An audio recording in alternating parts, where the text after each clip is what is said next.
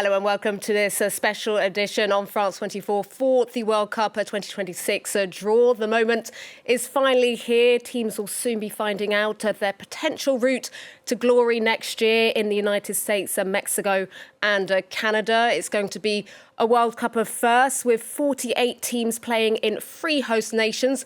We'll be breaking it all down for you. I'm joined here in the studio in Paris by Karim, Baldé and Thando, Sibiya. Thank you so much for joining us both here this evening for this World Cup draw. Always a pleasure. Always a pleasure, likewise.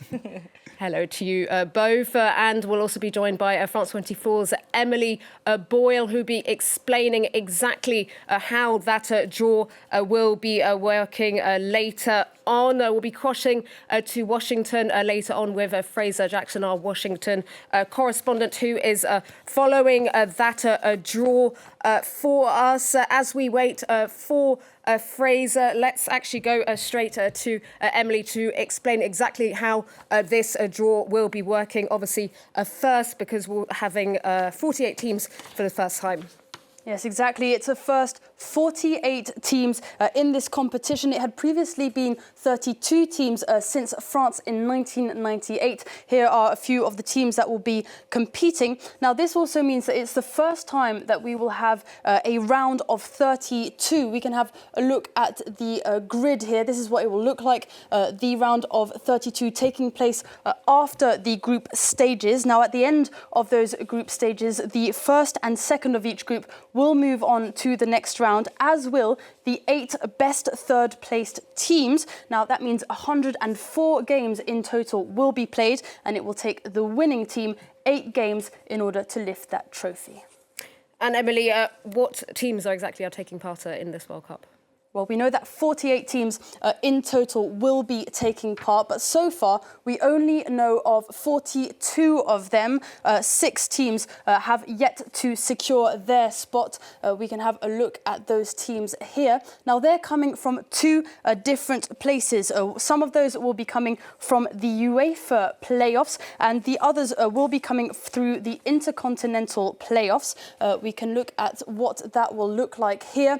Quite a way to go for a lot of the European teams. And when it comes to the intercontinental playoffs here, we have this setup here. Now, those games will be played in March 2026, so we'll have to wait until then to see the full lineup. And Emily, how exactly is this draw being organised, and what are some of the rules that dictate this draw? Well, now for the draw, those 48 teams and the placeholders that we can see here have been sorted into 4 groups of 12 according to FIFA rankings. Now, all 3 of the hosts are at the top of Group 1, as you can see there, the United States, Mexico and Canada. Now, the draw will sort at random these teams into 12 groups of 4 teams from Group A to Group L. Now, the US, Canada and Mexico already have their groups to guarantee that they'll play their group stage games at home. Mexico is in Group A, Canada in Group B, and the US in Group D. But for the draw, FIFA will start by drawing the teams from pot 1. They'll then move on to pot 2, pot 3, and so on in order. Now, there are some rules to bear in mind. It sounds simple, but there are a few exceptions that come to spice the whole things up. Now, only 1 team from each regional federation is allowed in each group, with the exception of UEFA, which will be allowed up to 2 teams in a group because they have 16 teams participating and there are only 12 groups. Another rule is that teams ranked 1 to 2, so Spain and Argentina, and then 3 and 4, so France and England, will be placed on the opposite sides of the grid so that they can only face off in the final stages of the competition. Now, if that all goes to plan, the FIFA computer will be helping to guide the draw along to guarantee that all those rules are respected. So, yeah, quite a lot of rules, as you said there. Emily, what other things can we look out for in this draw? Well, a few things that I wanted to point out. First of all, Canada is in Group 1 because they are a host nation. But if it had qualified through the normal routes, its FIFA ranking, 27th in the world, would probably place it somewhere between the second and the third group. So other teams in Groups 2 and 3 will be hoping to face off in Canada's group for better chances at ending up first. Another one to look out for is Norway. Now, they're placed in the third group, but they'll be definitely a feared team to look out for because they absolutely dominated their qualifying, winning all 8 of their games and scoring 37 goals in the process. Absolutely terrifying. And finally, if Italy qualify, they're one of the teams looking to grab one of these placeholder spots here in pot 4.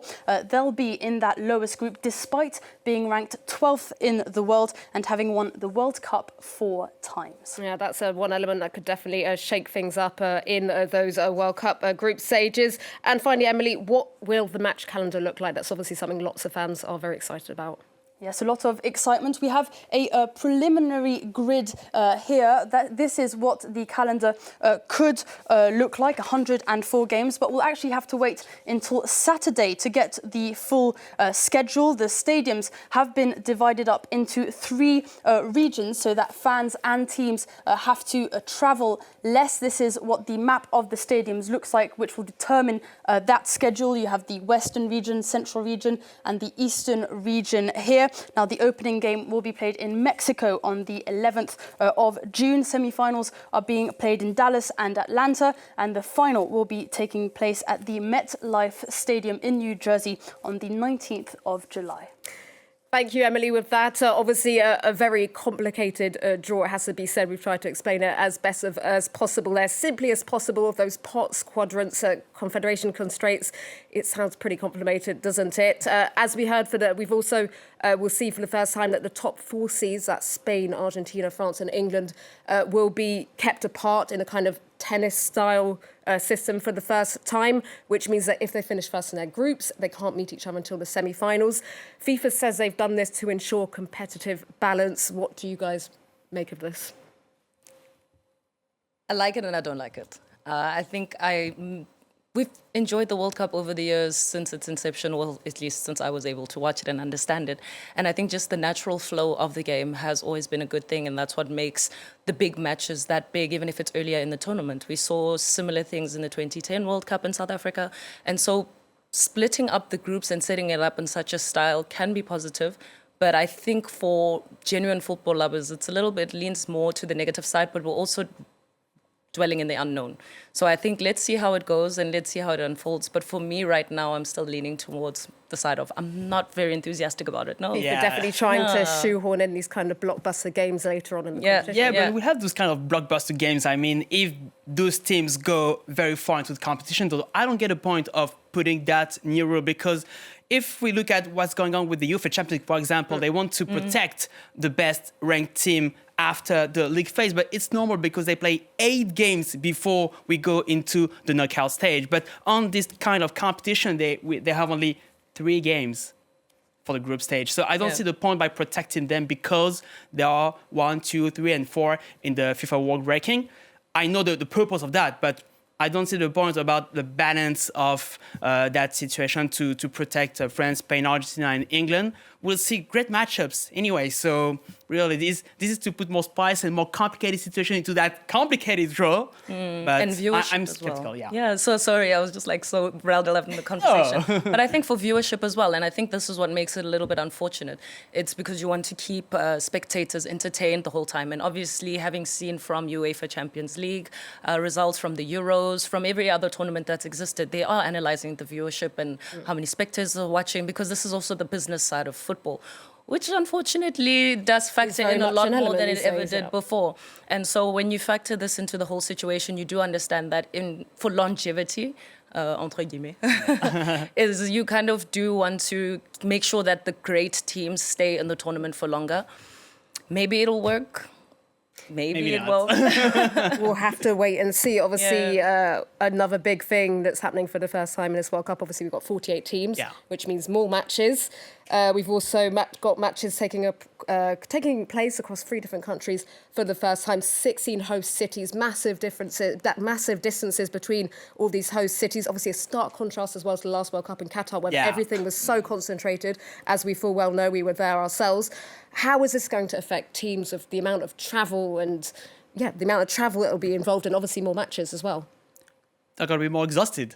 That's the result. And even if FIFA say, and Emily said it, that they want to keep it into a kind of region, but from Kansas City to Dallas, it's not the next door.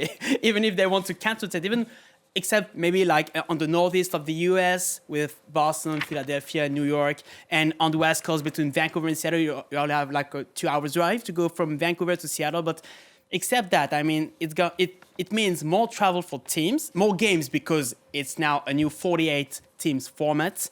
And this will disadvantage small teams because they will be in part 3 and 4, and they will have to travel more than protected teams in the part 1 and 2. So this is a clear disadvantage for smaller teams and for smaller federations because they have to gather money to organize all of those trips throughout the competition. So I think that it's a shame. I'm against that 48 team format, to be clear. I prefer the 32 because it was more simple. It allowed everyone to keep it clear, to understand the format. And now we have to explain that you have among the groups, you can have the third of each group qualified eventually. It's hard to explain it, really, for the public who doesn't follow football all year long. Hard to explain, but obviously one of the big benefits of this expanded format is the fact that we're seeing a lot of World Cup debutants for the first time. We'll touch on some of those teams later on, but maybe that's one positive of this 48-team expanded format. I just want to piggyback on Karim's point about the difficulty, especially on smaller federations.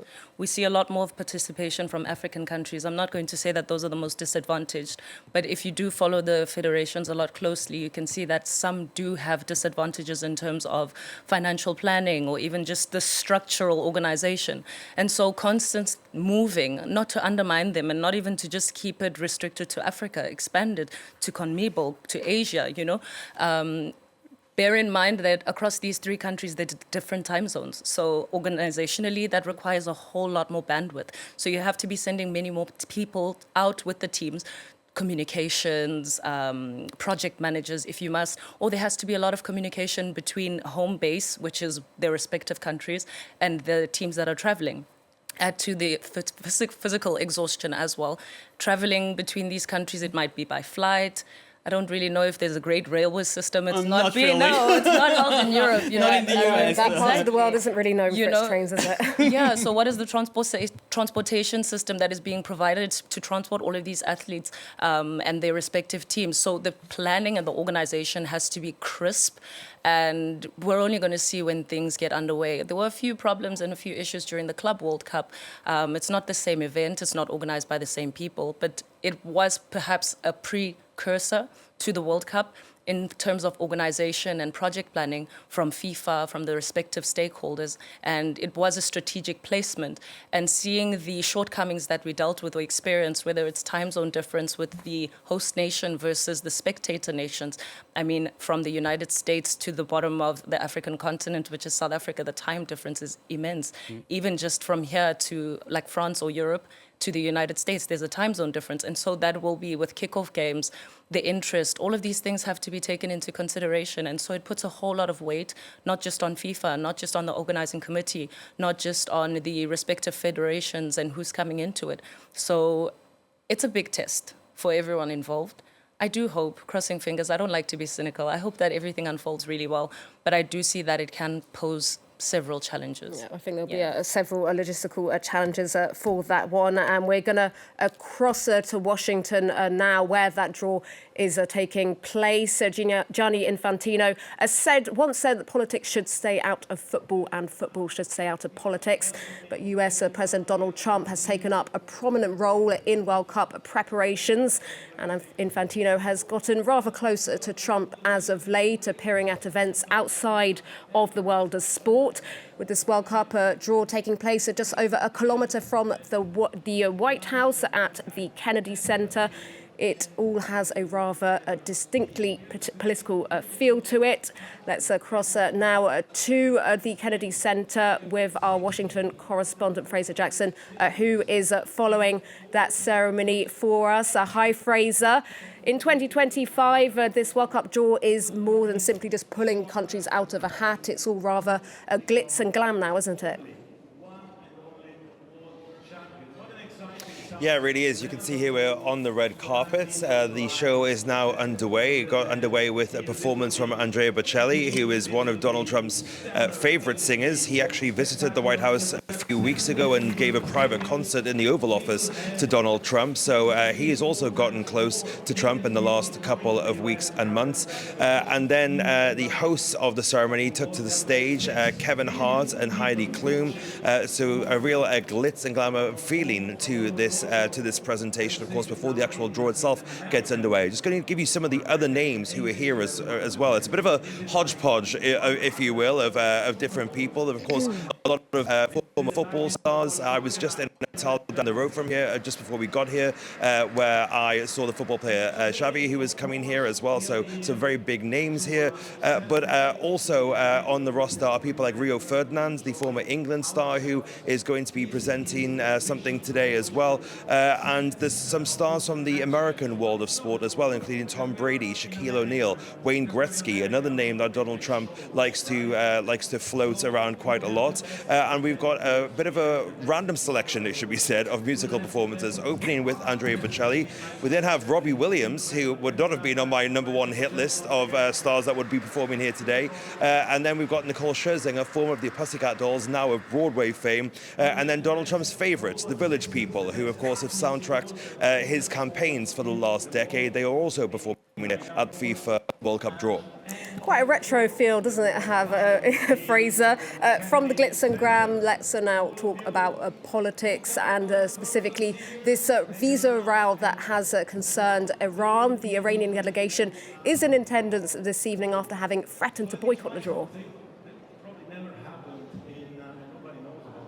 Yeah, initially it was going to be difficult for the Iranians to be here, given that their visas were not going to be approved. But that ultimately was a threat that the administration walked back on, and then ultimately the Iranian delegation decided to attend this draw. Of course, they one of a couple of teams that have faced a similar kind of scrutiny. But ultimately, they have attended this ceremony here. But of course, it really speaks to the political tensions that the United States have.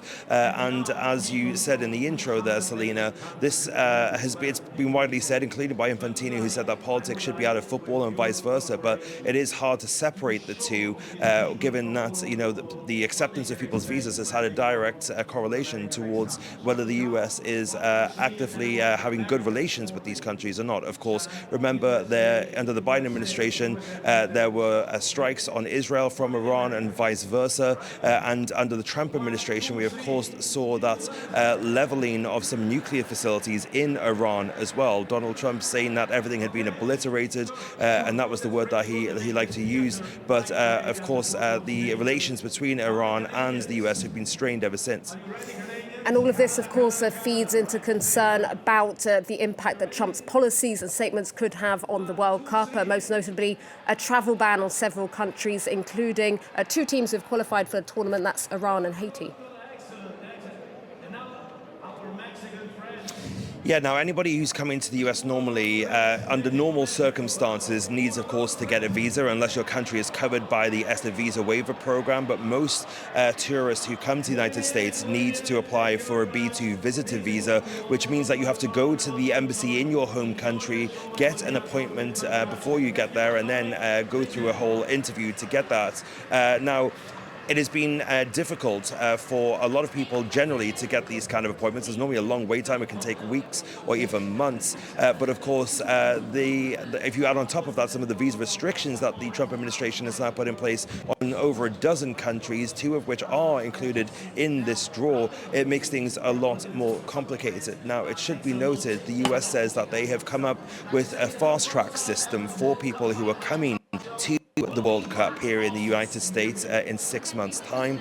They say that if you have a ticket for one of the games, that will effectively act as a fast track through that kind of process to get you an expedited appointment at one of your embassies. But the State Department making sure that people understand that a ticket does not equal a visa, and they are still within their rights to reject people from getting these visas to travel. So this is, definitely becoming part of the conversation here in the United States, and it's definitely going to be something which is going to be impacting millions of fans around the world and just making things that bit more complicated to get to the United States when the competition kicks off. As you said there, Fraser, politics and football really interlinked, it would seem, in 2025 and obviously next year in 2026. I'll be crossing back to you in a bit. I'm going to open up the debate to the studio here. Karim, football is supposed to bring people together, but with a lot of these policies, you can't help but feel that there's obviously a lot of concern for travelling supporters. Is this a welcoming World Cup? Not so much. That's the problem, because Fraser told about the rules regarding visa. When you have a ticket, FIFA say to supporters, go to your embassy or go to the fast track to get your visa as soon as possible. That means that it's going to be long. We have 6 months still till the World Cup, but this is not like the welcoming World Cup we will expect when this triumvirate of countries, USA, but also Canada and Mexico, because we talk a lot about Donald Trump, but we forgot that there is also Canada and Mexico which host that World Cup. But yeah, definitely, this is not the Obama time or the Joe Biden's time when they get that World Cup. Now it's more complicated, and we have many concerns about that, to be honest, even inside the United States, even within the US, with the action of the ICE agents across the stadium. In and out of the stadium, we saw it during the Clubs World Cup, some supporters from the Latinos communities afraid of going to the stadium because of that, because they were afraid of getting arrested if they go into a stadium. So yeah, we're gonna take a look at that throughout this month and even during the World Cup, sadly enough, because we would like to talk more about soccer, football, if you prefer, but yeah. It's true that next year we might well be forced to call it soccer, but staying on the travel ban and how this will affect fans. Obviously, two teams, Thando, Iran and Haiti. Haiti, who haven't qualified for a World Cup in decades and possibly can't even have fans in attendance. Yeah, that's also, I think, strategically they're doing something. They invited, his name is evading me right now, but he was participating in the World Cup in 1972. I think that was the last time Haiti was in participation. And so you can see that with the invitation, it kind of reels in the football diplomacy, where it's kind of a little carrot on the stick to just say that you might be thinking that this is the problems and the flaws, but you don't know what conversations are being had behind the scenes. There's still a year to go, or just under a year to go before the kickoff of the event. And so much can be done in terms of public relations, especially considering how much talk there has been around the United States. And we talk mostly about the United States because that's the only country that's imposing travel bans, that's really weighing heavy on the ICE on people during the Club World Cup. Again, the precursor to the event. It wasn't the most welcoming thing, knowing that there's going to be ICE agents present at the stadiums. Who's going to come and visit with such a hostile environment? Coming from South Africa, where during 1996, or that was the 1996 AFCON, or even just the Rugby World Cup in 1995. I wasn't present, I wasn't even born, but just seeing the hostility around it, even if it was a nation-building event, because things were still a little bit volatile in the country. And so coming from a country that pushes forward the policy of democracy and seeing such hostile invitation is not really positive or inviting for a lot of supporters. But again, it is the United States. It's glitz and glamour. Everyone wants to be there, but then they should be opening up to receiving these players. And I think players and supporters. And so the question of visas is actually the biggest one. And specifically for South Africa, again, you've been seeing the things that have been happening, the diplomatic, well, not diplomatic, but the bilateral relations that are existing between these two countries are not very friendly at the moment. Donald Trump speaks very openly about how he's not very pleased with South Africa and what's happening there. Elon Musk also coming from and who was in the governmental structures in the first part of the term. We won't speak much about that. But I think these things shouldn't be overlooked because these things always run hand in hand. Sport is a nation building thing, a peace building thing. And so what are we building peace from? Where there was conflict, instability, uncertainty. And so they do kind of go parallel. I hope they don't cross, because then it takes away from the game. But it is something definitely to look out for. And I really hope that with the short time frame that they have, that they can fix things up and make it a little bit more inviting for people who are coming through. That's right. On that note, we're going to cross back to Fraser Jackson in Washington. Earlier this week, Fraser, a group of human rights organisations claimed that the World Cup was at increasing risk of being weaponised for authoritarian aims. This comes, of course, after Trump threatened to take matches away from democratic-run cities if he had concerns over safety and security. Yeah, Donald Trump is really kind of using the World Cup as somewhat of a landmark, really, during his presidency. He's mentioned it numerous times. Of course, the Olympics are also coming up in the United States in the next couple of years. And Donald Trump really is looking at this as something that he can use to his political benefit as well. He, of course, has called in the National Guards to Washington, D.C., to other countries other cities around the country as well, including Chicago. But he really has an eye on the Democratic-run cities in the United States, hence D.C., hence Chicago, and of course the first place that this this blueprint was unveiled was Los Angeles, and it is in Los Angeles where a significant number of these games are going to be played. Now there's over 100 games in this tournament, but around 80 or so of them are going to be played in the United States. The rest will of course be in Canada and Mexico, but a lot of those games are taking place in Los Angeles, in Seattle, in Boston, and Donald Trump has really put those in the crosshairs, threatening to take them away if he believes that the levels of crime in those areas are not safe enough for people to come and visit the city. Now, of course, a lot of the critics of Donald Trump are saying that he's using this as a pretext to be able to clamp down upon people he sees as his opponents, but Donald Trump could indeed head down that road. Should be said, however, there could likely be legal challenges if that indeed is something Donald Trump tries. There is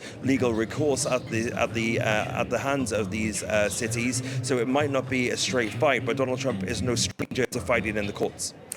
And we mentioned it earlier, of course. Amid all of this, FIFA President Infantino and the US President have been getting pretty close. FIFA has set up an office in Trump Tower, and Infantino recently appeared alongside political leaders at a summit for bringing peace to Gaza. Fraser, are the pair a bit too close for comfort? Well, I think Infantino has a history of this. It's not just Donald Trump he's gotten close to. He got close to the Emir of Qatar as well during the last World Cup. He even put his children through school in Qatar as well. So, it's not like Infantino is a stranger to politics. So the fact that he said politics doesn't belong in football, I think, some would say that he needs to kind of take his own advice if that's the case. Because a lot of the events that he's are taking place where Infantino is at are not sporting events. He was at the signing of the DR Congo and Rwanda peace deal just 24 hours ago here in DC. He was at the signing of the peace deal for Gaza as well in Egypt a few months ago. These are not exactly, sporting events, and a lot of them don't even include, the world's biggest sporting sides. So it's kind of hard to draw the line about where that is. But he is no stranger to the White House. He has been there many times. He's also quite willing to flatter Donald Trump. He's given him medals. He's given him FIFA trophies as well, the World Cup trophies as well that have been in Donald Trump's desk, sitting there, pride of place. So you can certainly see that the two men are very close. And Infantino himself even says that Donald Trump, he considers him a close friend. And talking about flattering the US President, Fraser, the World Cup draw will be featuring the awarding of a new FIFA Peace Prize, and Trump is widely expected to be the recipient. Yeah, we've heard some rumours from floating around the place That it was maybe the American Navy that was going to be receiving that prize. I don't know where that rumor came from, because the prize on FIFA's website is listed as being a prize for an individual. So I don't not really sure where that rumor came from. But the wording on the FIFA website is that the prize is meant to reward individuals who have taken exceptional and extraordinary actions for peace, and by doing so have united people across the world. Now, of course, Donald Trump calls himself the peace president. He will quite happily say that he's ended 8 wars. That, of course, was 7 until he recently added one to the list just a couple of weeks ago. Donald Trump, though, of course, is not looking really for this peace prize. It's the Nobel Peace Prize that he's really looking for. And, of course, he was snubbed this year, and it went to the opposition in Venezuela, who then dedicated the prize to Donald Trump. But Donald Trump definitely looking for some kind of recognition on the global stage about the role that his administration has taken in trying to end conflict. So it may not be the Nobel Prize, but it will be a prize that comes with all the pomp and ceremony that Donald Trump loves so much. So no doubt he will be accepting of this prize, and very grateful that he's receiving it from his friend Infantino today. That announcement, I think, will be coming up shortly. Fraser Jackson, our Washington correspondent, thank you very much. Hopefully you can go and enjoy a bit of that ceremony. Now, back in the studio, Donald Trump has quite a particular role in this World Cup. The last time the US hosted the event in 1994, Bill Clinton, the then president, didn't even attend. And this time around, Donald Trump is centre stage. Are we going to see a repeat of what he did last year at the Club World Cup, when he was alongside all the Chelsea players when they lifted that trophy? We can hope.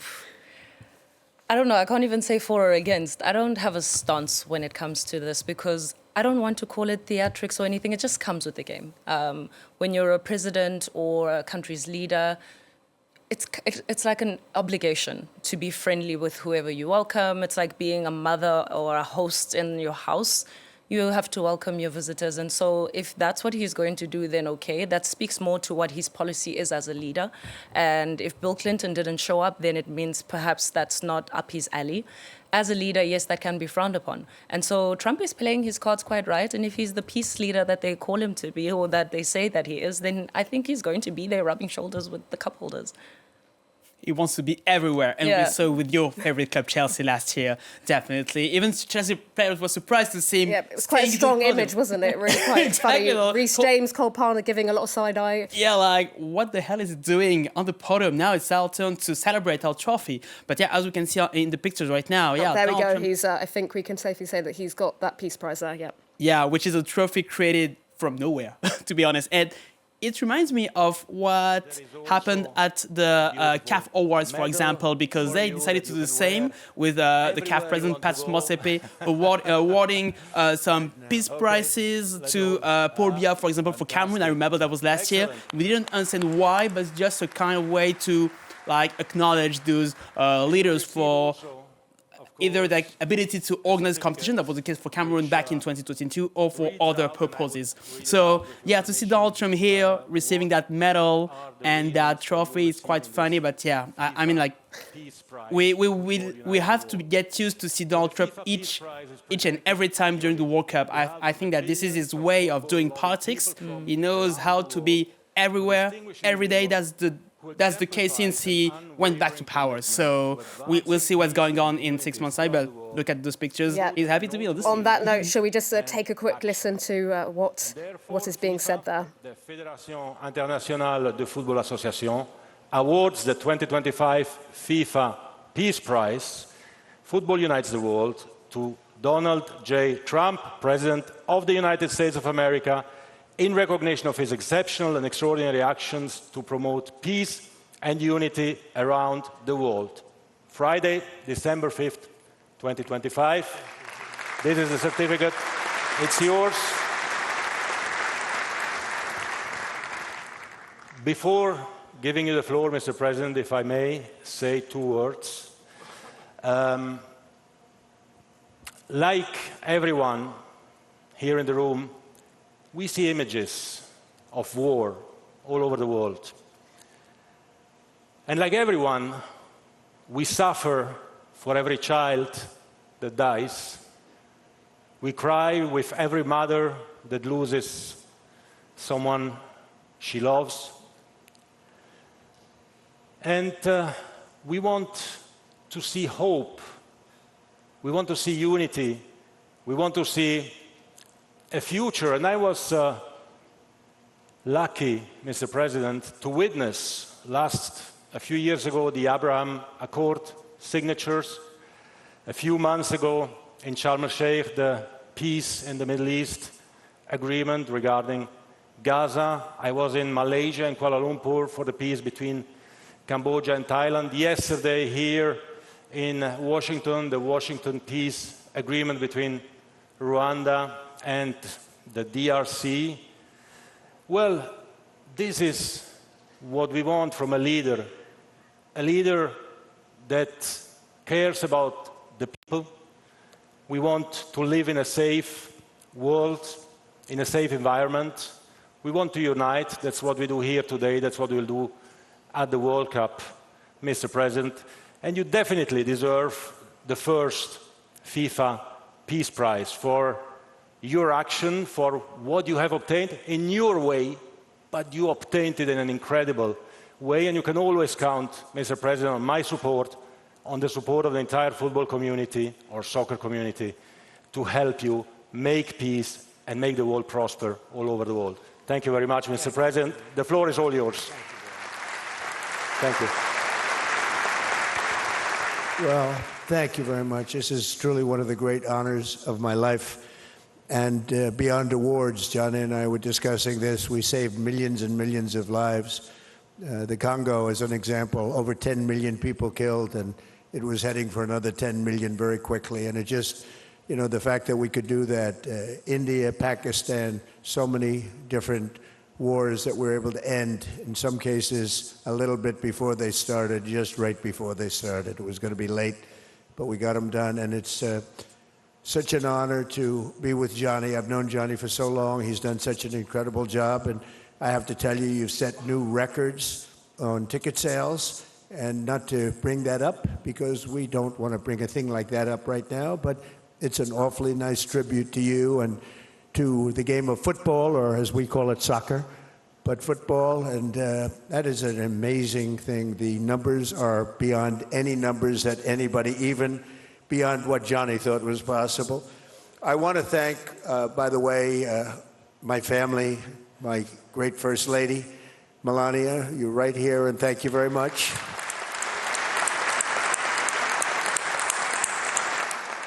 And I think you're going to have an event the likes of which maybe the world has never seen. Based on the enthusiasm that I've seen, I have never seen anything like it. We've had a tremendous relationship, working relationship with Canada.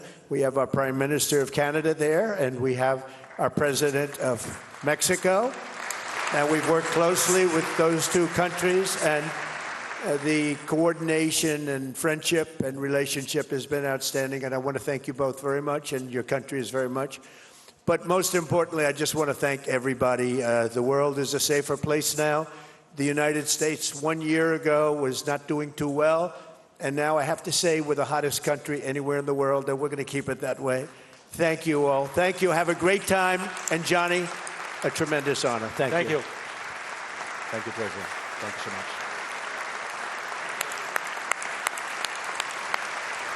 So there we go there, Donald Trump getting that first ever FIFA Peace Prize, setting really the tone for next year, I think, where he will be taking centre stage at that World Cup. Let's move on and actually talk about football now, because we've done a lot of speaking about politics and everything to do with Donald Trump. We've got about 10 minutes to go now until the draw gets underway. So let's talk about the big favourites. Obviously, this means pot one in general. Obviously, a lot of interest over that one with all the top teams, along with the three hosts, of course, who are also in that pot. This is almost certainly where the winner will come from. Only 8 countries have won the World Cup since its creation. 6 of them are in pot one. Let's start with who I'd say are the bookies' favourites as things stand, Spain, and obviously this will be Lamine Yamal's first World Cup. Yeah, and we are all excited to see Lamine Yamal at the World Cup. We all remember what happened during the last Euros, won by Spain, and the way he shine during the competition. We all remember his game in semi-final versus France when he scored that magnificent, that great goal to get the equalizer, and even in the final. And I remember I was at the stadium in Köln for the round of 16 game versus Georgia, and that was the first time ever I saw him from my eyes. I was like, my God, his speed. I was impressed by his speed, and from that day on, I was like, oh my God, he's gonna be such a great player. And I followed UEFA Champions League campaign last year, and especially the game Inter versus Barcelona, for example, at the Giuseppe Meazza Stadium, and we were all impressed, and all the focus was on Lamine Yamal. Even press conferences from coaches, from players, how to stop him. That was the main question, how to stop him, and it's gonna be the case at the World Cup. So I'm excited to see him at the World Cup. Definitely a big chance that he could, after obviously getting the Euros with Spain last year, that he could get Spain their first World Cup since 2010. But obviously there's a lot of talent in that Spanish team. Thando. Yeah, they definitely have a lot of depth, a lot of leadership. But again, leaning on Karim's statement, we all have eyes on Lamine. He's an excellent player. He's got a lot of maturity for his age as well in the way that he plays. And so he can usher a team without doing much or saying much. Well, he does a lot, but without saying much as well. So he leads by how he plays. And so I think that's basically the biggest standout. He's led well by the rest of the team, by the experienced players. And he becomes the talisman of the team through being led. And so I think those are quite of the good standout points that we should definitely be looking out for. Other teams to look out for? I'm saying Norway. Let's go to Norway. Oh, you're going Yes. straight. Okay, I'm you put going them up there straight with to the Norway. favourites. I put them in the dark horses, but Yeah, we can definitely look at them as dark horses. It's a very disciplined team. Erling Haaland, obviously the one everyone is going to be talking about, but you see how the club or the team is built around him and how they actually are disciplined to the point where they can understand each other's style of play and also hand it over to him to finish his work. You saw it in the qualifiers, 8 out of 8 wins, then match against Italy.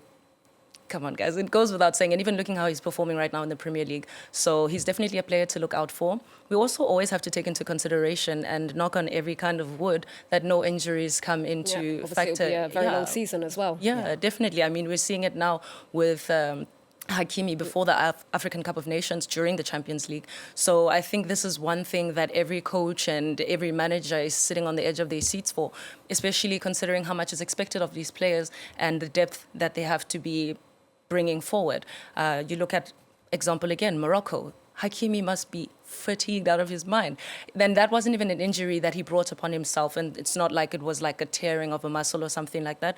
So it's definitely something that we can look at, but we can go back to the favorites, and then we'll talk about injuries later. Yeah, but just to close up on Hakimi, he was back on training ground yesterday for PSG, so every Moroccan hope Crossing their fingers, they cross their fingers to be sure that he would be at the AFCON first in Morocco in December and January, and then obviously for the World Cup. And just a quick point about Norway, because Erling Haaland is the superstar, but he was there for maybe 3, 4, 5 years, and Norway couldn't get into even the Euros. They wasn't there at the Euros, but they have a strong team, and we shouldn't put aside other players such as Martin Odegaard from Chelsea as well. So they have many talented players at each line, and that allowed Norway to get that campaign for the FIFA World Cup qualifiers. Lots of favourites to talk about. Let's talk about Argentina. Obviously, they are the defending champions. They beat France in that crazy final that everyone will remember in 2022. The big question on everyone's mind, will Lionel Messi be there? He said that 2022 would be his last, but a lot of hints that he will be playing next year. And obviously, he does play his club football in the MLS. Yeah, he plays for Inter Miami, and he will play the MLS Cup. I think it's next weekend, I think, versus Thomas Müller's Vancouver Whitecaps. And it's funny because we thought that it's gonna be his last World Cup, that he ended the game in 2022 by finally winning that World Cup in Qatar. But since then, he went to Miami and he's still playing. So I don't see him retiring like 6 months before the World Cup. Yeah, and he's still very impressive. He recently got a record in the MLS playoffs, the most goal contributions, I believe it was. Even if some would argue that MLS intensity is like far from what we have in European competitions, but still to be there at his age, leading his team into another final and leading Argentina as well That's why I don't see Messi retiring now. He will be at the World Cup, and because Donald Trump wants superstar, so he would be at the World Cup. He's definitely a big superstar. Maybe he can be more of a leadership role as well. Maybe not so much time on the pitch, but maybe a bit more time behind the scenes as well with those younger players for Argentina. We have to move on to France now. We are France 24, and they are third ranked in the world. And obviously, they've had such an astonishing record under Didier Deschamps. He said, obviously, this will be his last competition with Les Bleus. Les Bleus, who won the World Cup in 2018, were finalists in 2022. Can we see them going far in the World Cup this time around? Yes. Yes, that's my gamble. I say yes, because we have quality. And for his last campaign, Didier Deschamps seems to be a little bit more on the offensive in terms of game plan, because we were like sometimes mad to see that French national team with so many big players such as Kylian Mbappé. Not always the most enjoyable football to watch, is it? Exactly, definitely, because that wasn't the case. Even at the World Cup in 2022, even if they went up to the final, but that was kind of rollercoaster campaign. Even the Euros, that was a rollercoaster campaign. It was boring to watch the French team for the whole competition. Even at the semi-final, they were beaten by Spain, but still it was a little bit boring to watch them. But since 2024, we can notice that, well, Didier Deschamps is a little bit more open-minded to put more offensive into that team, and we have all the players to do so. And that's why I'm optimistic for this French national team. Let's remember that the last time the World Cup was in the US, they weren't able to qualify with this last-minute goal by Bulgaria in the very last moment of the 1994 FIFA World Cup qualifiers. So it's got to be a kind of revenge for Didier Deschamps, because he was a player at that time for the French national team. Yeah, a lot has changed since then, obviously, when they won their first World Cup in '98. And speaking of Deschamps, he's obviously in Washington for that draw. He said earlier there's no such thing as an ideal draw. Let's listen to Didier Deschamps, who's in Washington. The draw is always like that. There's no such a thing as an ideal draw either. We'll see. We'll take what we're given, and then we'll make sure we prepare as well as possible and start making the first decisions, even though we won't know the schedule. And more importantly, the venues where we'll be playing until tomorrow, because that can obviously have significant consequences. So that draw is going to start shortly, as Deschamps saying no such thing really as an ideal draw.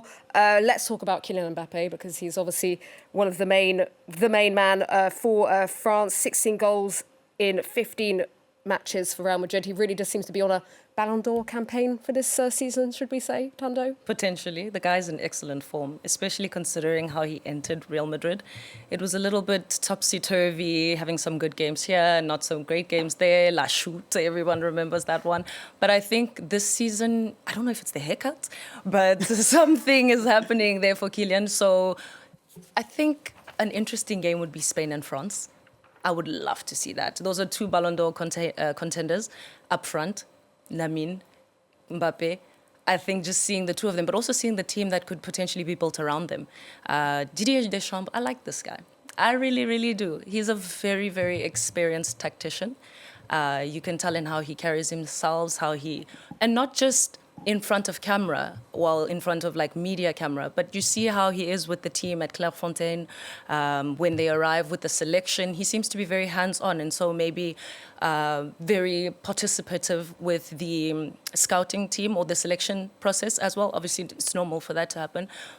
But I do think that the team that will be built around this side would be very good. So not just Kylian Mbappé to be seen. So yeah, let's build on that. Yeah, I mean, a lot has changed obviously since they won the World Cup in 2018. A lot of key players have left. Mbappé is obviously still only 26 years old, but as you just mentioned, Thando, obviously he's not the only star of that team. There's a lot of big players in this team, most notably Ousmane Dembélé, who won the Ballon d'Or, of course. Yes, exactly. Yeah. Ousmane Dembélé. What a season from Ousmane Dembélé. The main issue for Dembélé will be his health, because we see that since the beginning of the season, he played a few games because of injuries, and that's what you said earlier about like health of like players' wealth throughout those months leading to the World Cup. But yeah, Dembélé is impressive, because we couldn't imagine that Dembélé would win the Ballon d'Or one day. He wasn't the player to win that kind of trophy, which is based off some campaigning style, and Real Madrid knows how to do it, to campaign for one of their players. Yeah. But at the end, it was like logical to see Ousmane Dembélé winning that Ballon d'Or because of what we brought, especially during the UEFA Champions League winning campaign with PSG last season. And you have other players as well, even the goalkeeper, for example, Mike Maignan. That's interesting because we talked a lot about Hugo Lloris. He was one of the best goalkeepers, but he wasn't so good on penalty kicks. But with Mike Maignan, with Magic Mike, we see that we can have someone who can stop penalty kicks and penalty shots, and it's good. It could be very important, especially in shootouts. For example. Penalties are more and more important now, aren't they? In World Cups, we often see them, as dreaded as they are, and I say that as an England fan. Talking of the Three Lions, they're the last four. They're the fourth top seed, shall we say, in this World Cup. They were the first European team to qualify with a perfect campaign. 1966, 2026 are the stars finally aligned after 60 years of hurt. Is football coming home, Selena? That's the main question. I don't want to answer. It's for you guys to answer. I'm not going there. Too much pain over the years. No, but the thing is that I'm wondering whether players think that they can win the World Cup, because Thomas Tuchel, since he came into office on the bench, what a great job he did. Like 8, I think it's 10 out of 10 for England in this campaign. Yeah. So that was perfect. And he brought some energy into the team, and he knows how to compose his team, his squad with youngsters and with more experienced players such as Harry Kane, for example. So it's a good England team. I don't want to be too optimistic for England because we know what can happen in the very last stage. I think they will go up to quarter or semi-finals. We'll see whether they could go up to the end of the competition. But I mean that they have all the ingredients. The only question mark will be about Jude Bellingham, and because I was in England when they played the last game against Albania, which didn't really count because they were already qualified for the World Cup. But still, there were many debates about Jude Bellingham, Real Madrid player, but his ability to get into Thomas Tuchel's side. And, well, he wanted to give a chance to Bellingham in terms of behavior. And at the end, what happened in Albania, we saw a player not really happy and quite disappointing by getting out of the pitch. So this is my only question mark for the England team. You've really touched on a really sensitive topic there. Definitely all England fans are talking about this. Obviously, we had golden generations before where managers very much put all the big names into the lineup. Thomas Tuchel very much taking a different approach. No one seems to necessarily have their spot guaranteed. Is this the right approach, especially with someone like Bellingham, who surely has to be on that plane, Thando? I think it's a healthy approach, especially considering the fact that like I imagine, Thomas Tuchel is also another tactician who's very experienced, seeing his record in the clubs that he's coached or managed, PSG being in the likes, the Bundesliga, not Bundesliga, excuse me, but in a club in the Bundesliga as well, a very competitive leagues that he's been coaching in. Champions League. Exactly. With Chelsea. Exactly. Understanding the depth. So he also has a feel of the English football field or environment, and so he knows where to look for players. And so the coaching or the scouting network, he has his feet on the ground in that regard. And so I think him opening doors for some new talent can be something that is a better route than building the game around Jude Bellingham, who then arrives and cannot find synergy with the team. And what you're looking for is a player who can find synergy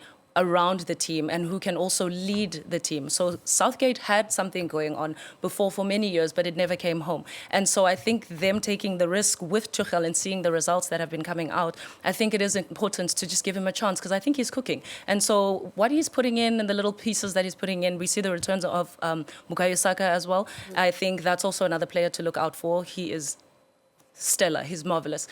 We saw them during the Euros as well. He performed really well. Some games, some people would argue to say that he didn't perform as well or to his potential. But the guy just got married.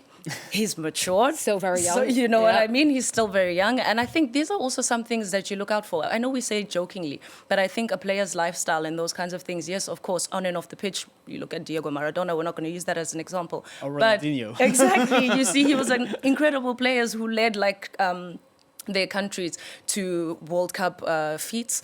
But if you're looking at a young side in the English side, which their average age is actually quite low on the margin, I think then you would want to find a very strong leader. And if Jude Bellingham is not just gelling quite yet, give him some time, bring him into the selection, perhaps maybe even make him shake a little bit and let him feel what it's like if he's not part of it so that he can up the stakes and come back a little bit hungrier. Well, I mean, the mission has been very clear from your start. Tuchel is just here to win the World Cup, so he's definitely not trying to make any friends in the England squad. Surely the only player maybe the England team might be built around is Harry Kane, of course. We mentioned him earlier. Blistering form yet again this season with Bayern Munich. 14 goals in 12 matches so far. Goal-scoring machine, and I think that Harry Kane would like to forget what happened in the last World Cup with his penalty against France. And we saw at that moment that he was about to potentially put England into the semi-final of the World Cup, and that shot well above the bar put an end to Southgate's team's dreams at that moment. So yeah, Harry Kane is still a goal-scoring machine for Bayern Munich. We see day in, day out, weekend in, weekend out, but we hope that this time it will bring that energy into the final stages of the competition, because usually he's strong against small teams and sometimes we don't really reach him in massive matchups. Yeah, well, after two runners-up titles, shall we say, at the Euros, we'll have to wait and see whether the Three Lions can finally win a World Cup for the first time since 1966. Let's move on to some of the other big teams that we can expect to go far in the competition. I'm going to go to Portugal next. They won the Nations League earlier this year, beating Spain on penalties. Obviously, the big star there is going to be Cristiano Ronaldo, who is the all-time leading goalscorer in international football. He'll be 41 next summer. He scored 13 goals in 13 matches for Portugal, but this is also going to be his record 6th World Cup. That said, there's a pretty big feeling that he could be holding Portugal back. Silence in the studio. Yeah, but you could hear a pin about drop, Ronaldo, he's a great player. He's a legend of the sport. Let's be honest. He's 41 years old. He's still there to score goals, even if he plays in Saudi Arabia, which is kind of a debate on itself. But still, the most interesting part for a Portugal head coach would be the management of Ronaldo, because at the World Cup in Qatar, we saw that he put Ronaldo suddenly on the bench, and then he came back from the round of 16, and they were beaten by Morocco. So they have many talented players from Bernardo Silva. You have many others, João Neves, like PSG players, Vitinha, João Neves, for example. So you have everything to go far into the competition, and they never won the World Cup. And that's going to be Ronaldo's final dream. But anyway, I think that Ronaldo's management will be at the heart of conversations in Portugal to see how they can manage, because there will be more games in this World Cup, 3 group stages game, and then you have round of 16 and round 32, and then round of 16 and on up to the finals. So it's gonna be interesting to follow that. I just want to say, give the kids a chance. I think it's time. I don't necessarily think that he's holding them back. Obviously, for player glory, it's something that he wants to Messi's now won his World Cup. He wants his, right? You see, he wants to buy it out and also perhaps end this discussion of who's better, Messi, Ronaldo. But I definitely think unless he's there to play a leadership role, where he's literally there for leadership, big match temperament, guiding the team, if he even has that role where he gets into the minds and the ears of players, because the locker room at an event as huge as the World Cup, where you're traveling that much, you're going to need experience, a little bit beyond the coaching staff. And I think this is where now who you have or who you bring as part of the management team, the technical team, becomes very important. So from a strategic position, it would be very wise to bring Ronaldo into this to kind of like tuck them in, because these are young players. You can't ignore the things that happen on the sides, that there's a little bit of entertainment, it's a World Cup. And so you do need that leadership, especially as strict as he is in terms of lifestyle behavior, especially if you're playing alongside a player who you've looked up to all of your life. Karim mentioned a couple of young players. João Neves, they're young. Mendes, they're young players. And so if you have a Ronaldo who's there to guide them, who's not necessarily their coach, who's actually with them at training, perhaps even in the hotel, wherever they're traveling to, you need it. But I just want to say, give the kids a chance. I think they can perform really well. Yeah, so, they've got a lot of young talent, and I think Portugal definitely a team to watch out for at this World Cup. Let's do Brazil next. They used to be synonymous with World Cup glory. They have 5 trophies, but it's been a while since they've even got anywhere near the final. The last time was when they won it for the last time in 2002. They've done quite a bold move. They've brought in serial winner Carlo Ancelotti, first foreign coach in a long while. Do we think that he can bring his winning ways to Brazil? One can hope. I think with decisions such as these, we can only speculate based on a manager or a coach's previous performance and then hope for Brazil that it can take them far. In the leadership, then that's where he's going to be under hot water. But yeah, Karim, do you have any thoughts about this one? Yeah, because I follow Brazil games in November. So I was in London for Brazil versus Senegal, and then they game in Lille versus Tunisia.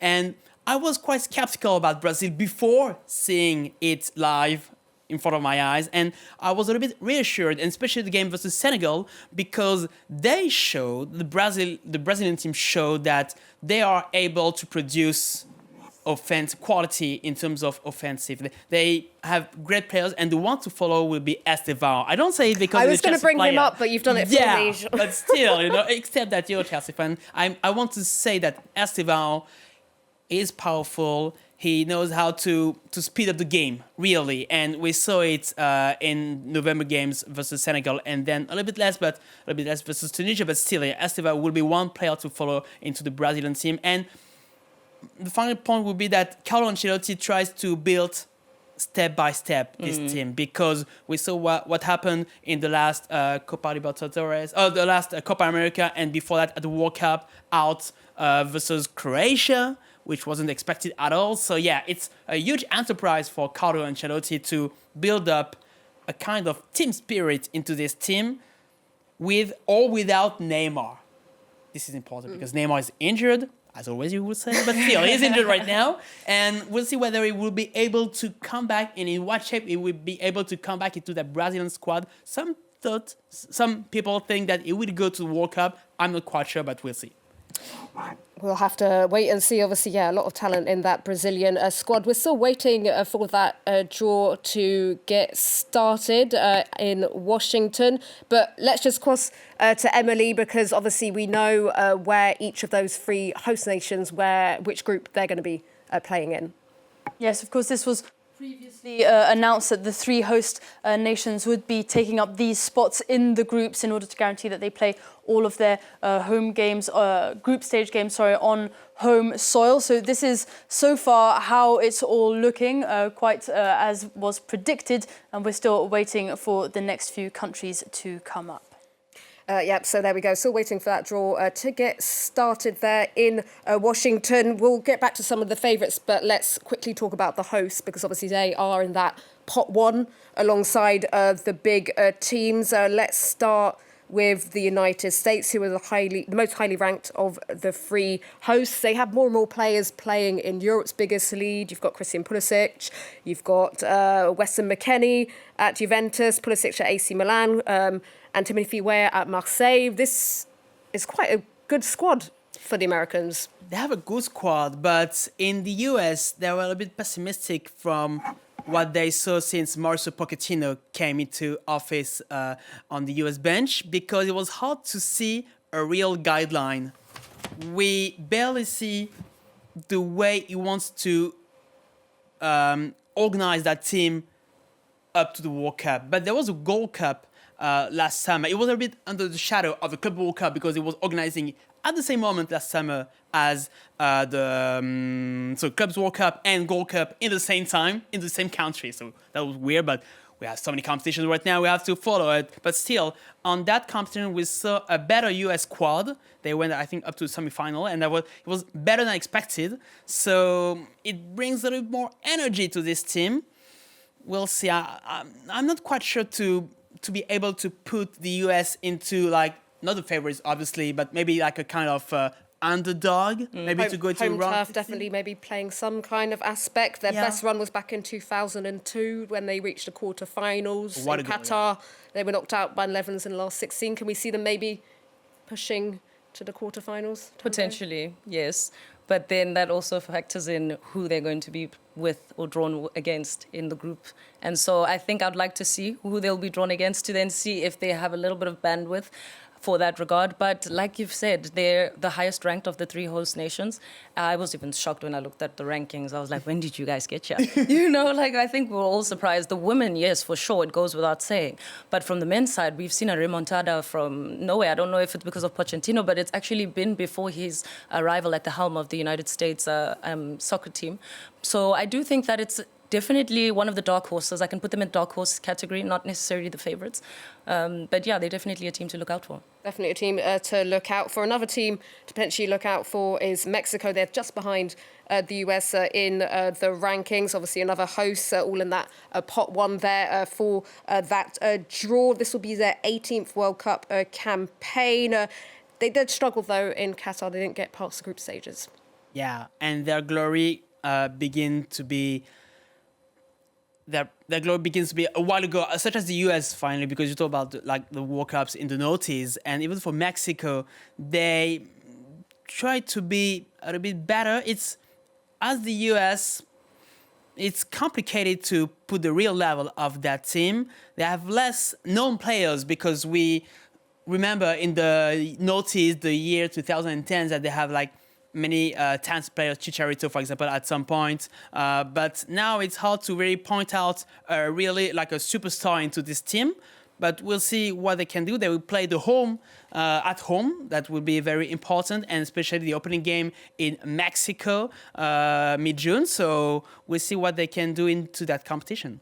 Yeah, it'll be interesting to see, and we can expect, I think, a very good atmosphere for the Mexican team on their home turf. They're a big footballing nation culturally. Let's end with Canada, the last hosts of those three hosts. They're by far the weakest, it has to be said, of the three hosts. They've never made it past the group stage at World Cup. Yeah, in 2022, they were winless and were knocked out in the group stages. So coming into the tournament, they're not necessarily the strongest of the sides, but again, definitely a side to look out for. I always say the start of the tournament, I'm not very loose with saying who's the best, who's the least favorite or anything like that. We go by what we've seen before.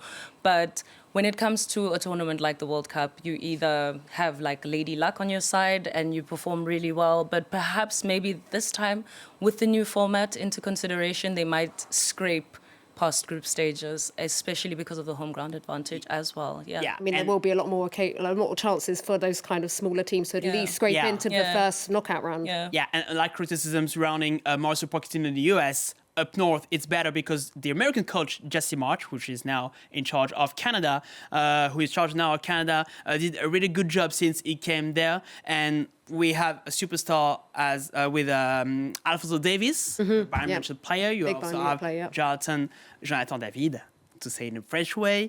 Even if he has an ACL injury, I think, and he's out since 9 months, but he should come back very soon, according to his coach. So, yeah, they have talented players, but they didn't do a great World Cup back in 2022 out after the group stage with Morocco and Croatia, I think, if I remember well. But, yeah, now there's a new construction built by Jesse March, and that's why I'm more optimistic for Canada than the US, even if on the paper, the US have a better squad. Anyway, very interesting. We'll have to wait and see, really, with those three hosts, how they manage in this World Cup. Some of the other big teams, of course, we've got Germany. Germany, who have won the World Cup 4 times. They're one of the big giants, historically, of football. But since winning their last World Cup in 2014, they have crashed out in the group stages twice, and they've failed to get past even the quarterfinals of the Euros. It really seems to be on the decline at the moment. Yeah. So I think with Germany, it's one of the sides that are focused on a little bit less. I'm more focused on the Netherlands and what they could bring in. So I'll throw this one over to Karim. You can throw it over, and then when you want to have a chat about Netherlands, bring it over to me. But a good point about Germany is that usually Germany in qualifiers, it's one way around. I mean, they go sometimes 8 out of 10 or 10 out of 10. They win all their games, and their qualification, they get it very easily. And for the first time in decades, that wasn't the case at all. That shocker opening loss. Yes, exactly. The qualifiers, yeah. Yeah, they lost, I think, versus Slovakia. And, it was very weird to see that. It was very odd because we were used to see this Bundes team going up front and winning all their game, and that wasn't the case. So that's what there were many hot debates in Germany about the coach, about the intensity players put into their national team games as well, and even the quality, because we had many big squads in Germany, but that's not the case. I mean, right now they have a decent squad, but it's not enough for Germany, because we were used to see massive strikers, massive defenders as well throughout the history. And this team, this 2026 team, is not so strong as we could expect from Germany. So that's why even I agree with you about the Netherlands. I think I would put Netherlands. Well, Netherlands just so happens are next on my list. Very good form. Very impressive qualifying campaign as well. Definitely. I think out of the qualifying campaign, I was really stunned by Memphis Depay. He's on another already the all-time top scorer for Netherlands already. Yeah, definitely. He's fourth on the top goal scorers list right now overall with 8 goals. So I think in the way that he's growing and developing as a player, it's also really good to look out for. Then also in defense, you have the leadership of Virgil. Big Verge. So I think when you look at the depth end to end, it exists. And so you have a whole rounded squad. Again, who is going to be there present for the World Cup? That's also going to be something to look out for. But there's so many other players. You have the likes of Sané. You have a lot of players who are applying their trades in the Premier League and the Euro and the Bundesliga and the European divisions as well. And so I think definitely L'Oranje is one of the sides to look out for. I'm placing them up there with the likes of Norway. Definitely one to watch out for. Completing pot 1 is Belgium. Where to start with Belgium? We know this hits a personal chord for me. Any viewers might know. Obviously, we're long past the golden generation. There are obviously some of those players that are still there from when they finished in third in 2018, but they crashed out in the group stages in 2022. We're very much seeing reminiscent days of when there were very much a lot of divides in the Belgium squad. There was quite a lot of drama back in 2022. They are in pot 1 still, but do we think Belgium could try and push again and really cause problems for some of those bigger teams like they did back in 2018? I'm not sure. Sorry to say it out loud. I'm not quite sure, because you talk about division inside the team, and we saw it at the 2022 World Cup. That was just insane to see Kevin De Bruyne's interview I think it was for The Guardian, saying what's going on inside the team and what went wrong inside the team during the competition. We're like, how is it possible to do that kind of interview? But since then, I'm pessimistic about the way the Belgian FA managed and tried to rebuild something into the squad. They have good players, Leandro Trossard, for example, but still, they are behind, I think, other powerhouses such as the Netherlands, France, England, and Portugal, which are way more confident before the competition. Well, there we go. We've got through all of pot 1. That draw yet to have started. It seems that we've had some delays for the schedule release that we got in advance regarding that World Cup draw. Let's take a break from going through all these teams and talk about another issue that's been being spoken about a lot in the build-up to this World Cup. There's some tickets, of course, already on sale for the tournament next year. Dynamic pricing is a hot topic. It's being used for the first time ever. The World Cup being billed as the most expensive ever. The cheapest tickets for the final in New Jersey are at $2,000, and prices are expected to get even higher with FIFA's resale market. Catherine Viette has more. Attending a World Cup final a few miles from the skyscrapers of New York is a common dream shared by thousands of French football fans. However, the reality of the prices could quickly dampen their enthusiasm. 700, 600, 600, 600 pour une nuit, très bien. On pourrait presque trouver des meilleurs prix d'avion aller-retour Paris qu'une nuit d'hôtel à Manhattan. Accommodation, transport, food, and of course, ticket prices. This World Cup is set to be the most expensive in history for fans. With stadiums spread across 3 countries, travel will be long and costly, and ticket prices have skyrocketed thanks to the dynamic pricing system used by the U.S., where it changes according to demand. But buying tickets is only one of the problems for fans from abroad. They'll also need accommodations. Just a stone's throw from New York's iconic Times Square, this hotel is preparing to welcome hundreds of fans. Some of its 228 rooms have been newly renovated. During the off-season, prices start at €100 a night, but during the tournament, rates will change considerably. Go for $1,000. If I offer this incredible room at the wrong price, then I could be making a mistake. And then there's the concessions at the Meadowlands, where the final match will be played on July 19th. This was $14. This was $13. This is expensive. This is like half of my ticket. Lunch for me and my nephew just now was $45, and that's just 2 meals. It's outrageous. To have any hope of sitting in the stadium during the final, you'll have to shell out between $2,000 and $8,000, which could make this match one of the most expensive in sporting history.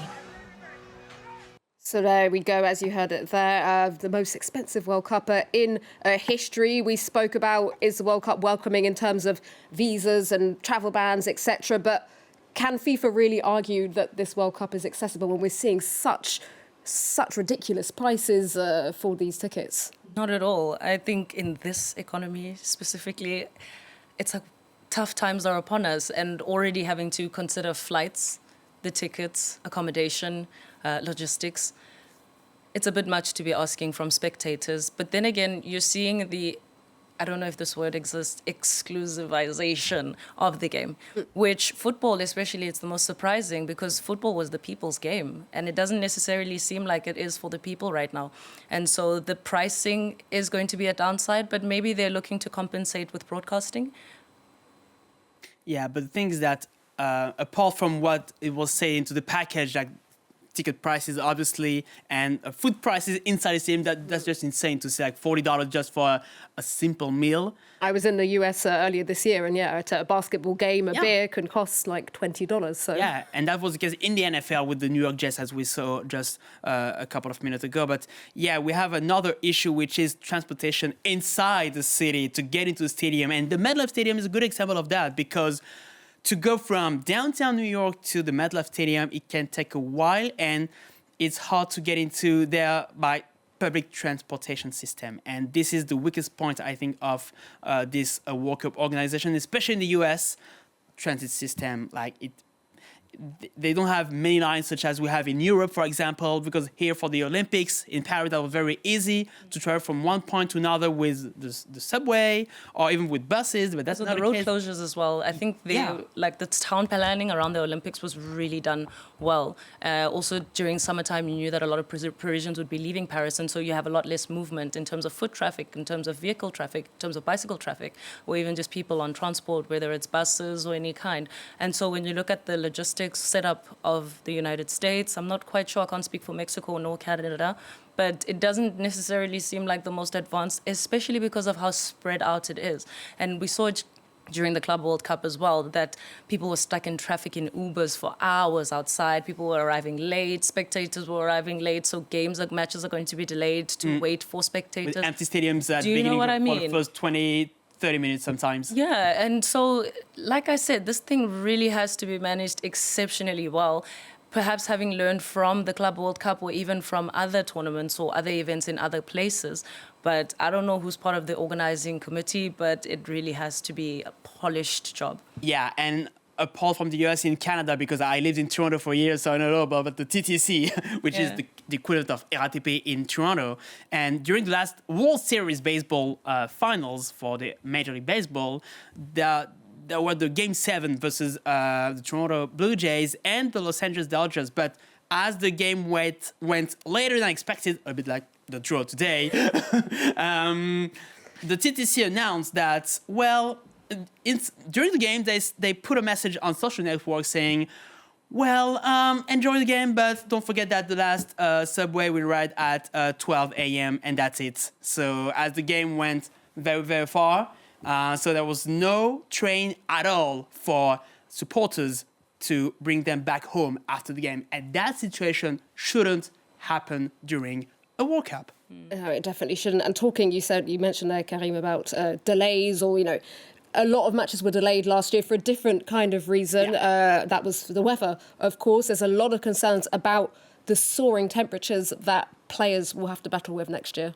Yeah, this is a massive debate with climate change, obviously. And they have that rule in the US, which doesn't really exist in Europe. In the US, and we saw it last year during the Clubs World Cup, if there is a threat of thunderstorm in, I think it was like 15 or 20 miles away from the stadium, they have to put an hold on the game. And we saw for Chelsea versus Benfica in the round of 16 game, there were 5 minutes left, I think, and then they stopped the game for more than 2 hours without any single raining session meanwhile. So it means that they have their precautions, and I hope that they learned lessons from what happened in the Clubs World Cup, because that was insane to see those matches delayed because of weather, even if there is nothing. These are the rules in the US. We'll see if they will adapt, because there are many matches, more than 100 matches throughout the month and more of competition. So they have to do something about that. Yeah, it's definitely going to be a question of adapting. I saw that Thomas Tuchel has even played with the idea, the England manager, of potentially leaving his subs inside the dressing room in the aircon. That happened. Why not? With Dortmund during the World Cup. They did it. Yeah, it could be one way about getting around things, because, we're definitely expecting soaring temperatures in some of those host cities.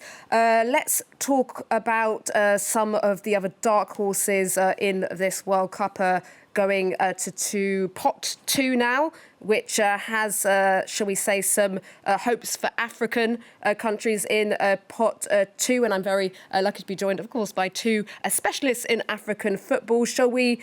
Yeah, let's start with Morocco, because obviously they made history back in 2022, becoming the first team from the continent to reach the semi-finals of the World Cup. Yeah, and Morocco has a very strong squad on every line. I think this is the major African chance into that World Cup, because from the goalkeeper Yassine Bounou to strikers, you see players evolving into the best teams in the world. Brahim Diaz, for example, the Real Madrid forward, is an example of that. And they built that team squad since Regragui came into office very wisely, step by step. We saw obviously what happened in Qatar for the World Cup, with the energy of supporters there, going up to the semi-final, beating Portugal, beating Spain, which was a massive moment for African football history. But between now and the World Cup, there will be the Africa Cup of Nations in Morocco. And if they win the AFCON, it can put them into such a great spirit up to the World Cup. If not, if they lose, even if they go into the final, by the way. Because they're serial underachievers when it comes to AFCON as well. Yes, exactly. They only won once this AFCON back, I think that was almost 50 years ago now. So if they don't win that World Cup, that AFCON, what would happen to Walid Regragui? That's a question mark.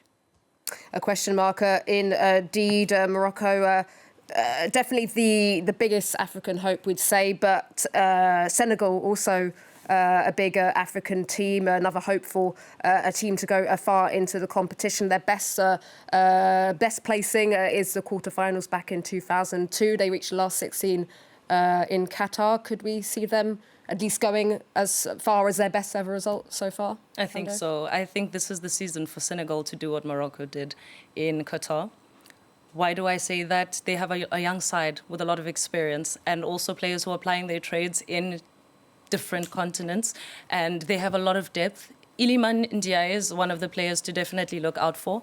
Also considering the fact that this Senegalese side defeated the Three Lions not too long ago. Yes. It was a friendly. I watched that game again. Still, a good indicator. You know, Jude Bellingham, almost invisible, unseen. I was really surprised to see star players not necessarily performing to the level that we were expecting them to perform. But then on the other hand, which is why we're talking about Senegal right now, they're a good team to look out for. They also have Gay, who is one of the more experienced sides. Yeah. So in terms of depth, when we're looking at the sides, Senegal has a lot of it. And so the AFCON is definitely going to be the best precursor, one that we can follow to then see that, okay, this is the kind of selection we can expect from this side, and this is how the players then perform. And I think it's also a good thing for them to have the AFCON before the World Cup so that you can find game management. You know, you need to also build up that big match temperament, especially for the players who are not playing in another continent, who are playing at home. And so I think for sure, Senegal is definitely one to look out for. Do you want to add something? Yeah, there is a change in terms of mentality into that squad since their match versus Democratic Republic of Congo in the FIFA World Cup qualifiers, because before that game versus DRC, we all think that Senegal couldn't overcome bad situations. And they showed in a very hostile environment at the Stade des Martyrs of Kinshasa that they were able to come from a 2-0 disadvantage to win this game eventually 3-2. And that was the first time I could say, all right, now they can really like stand up and say, okay, now even if we are led into the game, we could fight. That fighting spirit was lacking at the World Cup and even at some AFCONs. So I was pleased to see that, because now we can say with more assurance that Senegal could overcome bad situations. Yep, the Lions of Teranga will definitely be one to watch out for when it comes to Africa. Looking at some other teams in Pot 2, I think the big standout one has to be Croatia, a small country that has consistently been punching above its weight. They have a very impressive record, 2018 finalists. They got the third place in 2022. What do we feel like they could do this time around? Each time we say that, Croatia, I'm not quite sure. Each time they go far into the competition. Yeah. Let's be honest. And even the game versus Brazil at the last World Cup, because Brazil, they have a better side, even if there was Luka Modric, a legend of the game, but still, it wasn't obvious to see Croatia going so far into that 2022 World Cup. The main issue will be how they will play without Modric and how they will they can be a surprise depending on the composition of their group. Yeah, we'll have to wait and see where they land from that Pot 2 in that draw. That is still not got started yet. We're still waiting for the draw to kick off. Quite a big delay there in Washington. Another team in Pot 2, which maybe doesn't get on many people's radars, but they're very well ranked when you look at the rankings. That's Colombia. They're back at the World Cup after missing out on qualification in 2022. There's a gifted group of players with the likes of Luis Diaz, James Rodriguez, etc. Do we think they could go far this time round after having missed out last time round? Yeah, why not? Because you talked about Luis Diaz, and they have a good squad. We remember their journey into previous World Cups. Colombia, they could be a surprise. I would put a gamble on Colombia to create a surprise, maybe up to the quarterfinals, because we have to keep in mind that as it's going to be in North America, it's not so far from South America, which means that we'll have a lot of supporters from Colombia, from Uruguay, and from Latin America countries, and this will bring energy into the stadiums. We saw it with Brazilian clubs during the Club World Cup. For example, Palmeiras games Palmeiras, for example, Flamengo games. I was looking for the team in my head. Yeah, Flamengo, Palmeiras. When they played, the energy inside the stadium was awesome. And for Brazil games in November, the one in London, I didn't expect to see so many Brazilians there, and they were cheering out loud from minute 1 to minute 90, and that could be important for those teams, Colombia, Uruguay, and South American teams in that World Cup, to see that support from their fans into the stadiums. Yeah, I actually wanted to say, sorry to get in there, I was looking at South America as one of the dark continents. I think for the quarterfinals, if not semifinals, one of the clubs or one of the teams are going to be there. Argentina, Colombia, and maybe Brazil. One of those three. I mean, we can always expect at least, one team from that part of the world to go far in the competition. I think we are slowly getting some draw finally going on. So we've just seen there Brazil. We've spoken about them earlier in the show. Brazil going in to Group C. We'll be crossing to Emily in a bit. I think we can cross to Emily now. Actually, we've got the first few teams coming up in that draw there. Yeah, well, Brazil finally showing up on this rather empty board for the time being here in Group C. They're the only team that have qualified for every single World Cup, all 22 of them.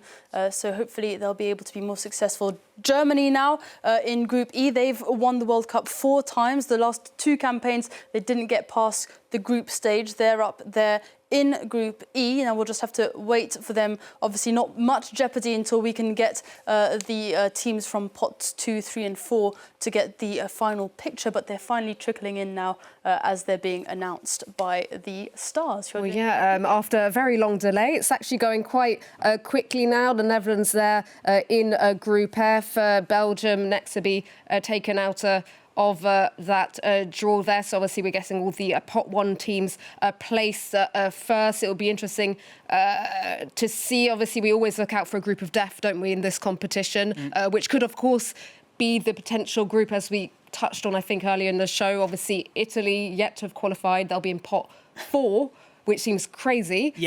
So I think maybe potentially wherever, if Italy, of course, get through the European playoffs, because they really want to avoid, this will be a third successive World Cup if they don't, which seems mad when you think of their history in the competition. But we'd probably expect wherever the Italians end up would be a group of death. Could we see more than one group of death? The fact that we have 12 groups this time round, potentially.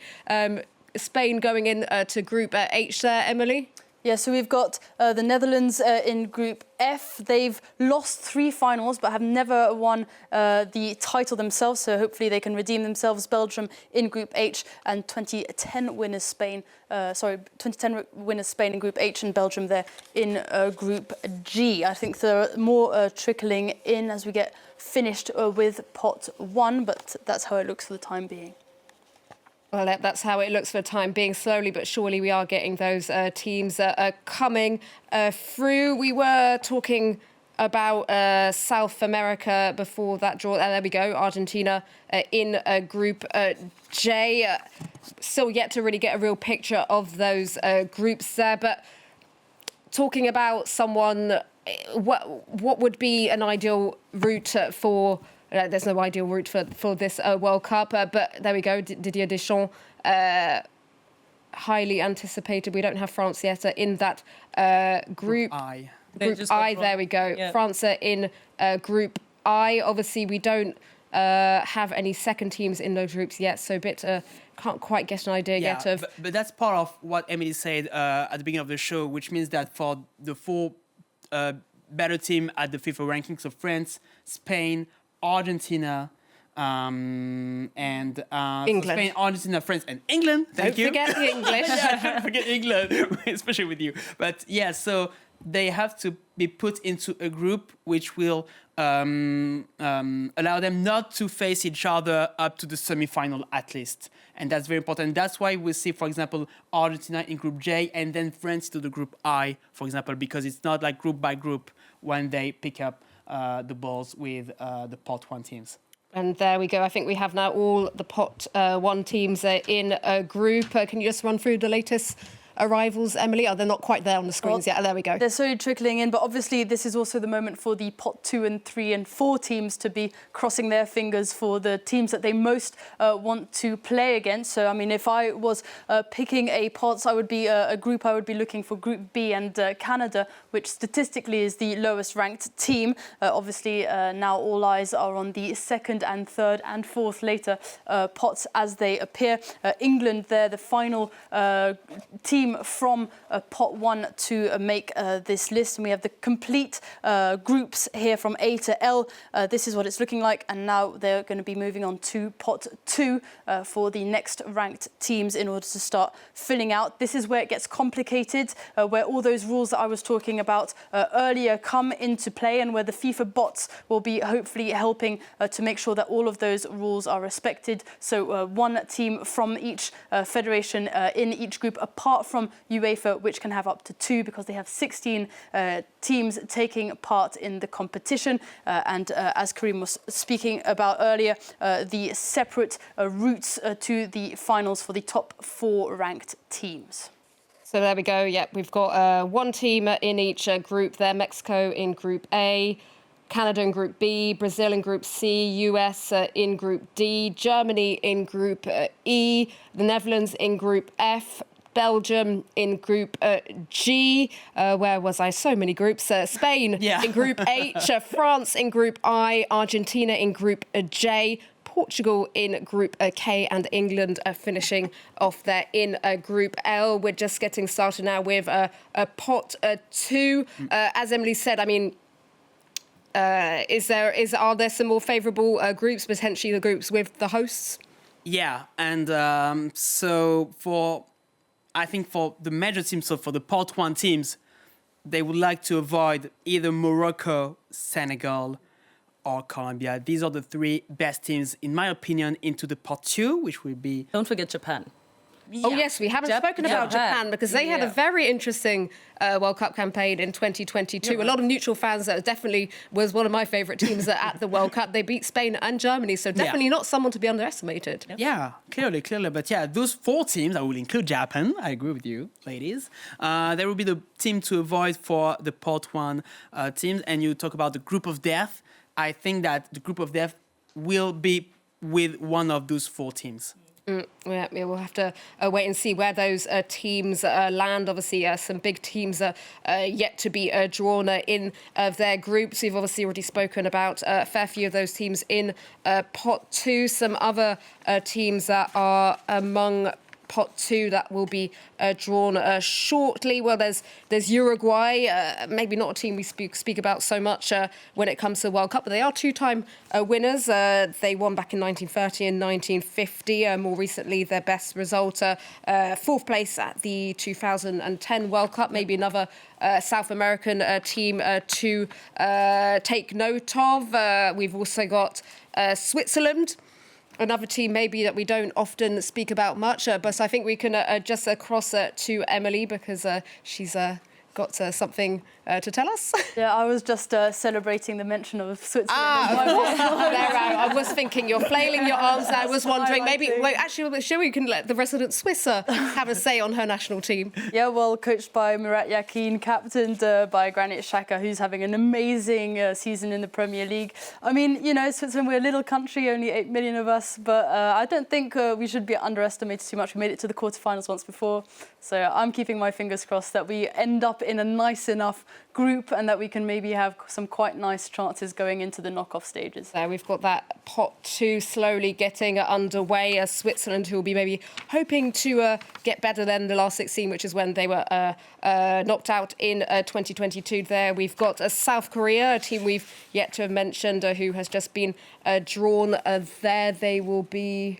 can't quite see which group they have landed in next, but we'll have to wait for that one. I think the computers are working their magic because obviously it's quite complicated with all these restrictions. But South Korea alongside Mexico there.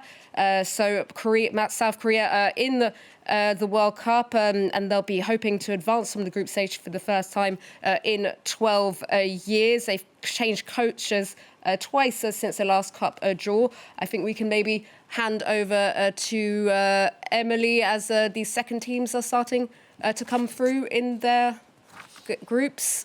Yeah, of course. Well, South Korea joining Mexico then Group A. Now, they're one of the only Asian teams to have reached a semi-final, so they've got a lot of potential.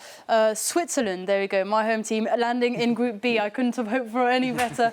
That's great. Also, Canadian-Swiss is always a great match to see, so they'll be hoping for a first-place finish, depending on the teams from pots 3 and 4. And that's all we've got so far, I think, on this board. For now, I think I've just seen Morocco drawn out, but it's taking a while, I think, for the computer to find where there's a spot for them, because obviously there's quite a lot of restrictions and constraints regarding this World Cup draw. Wow. So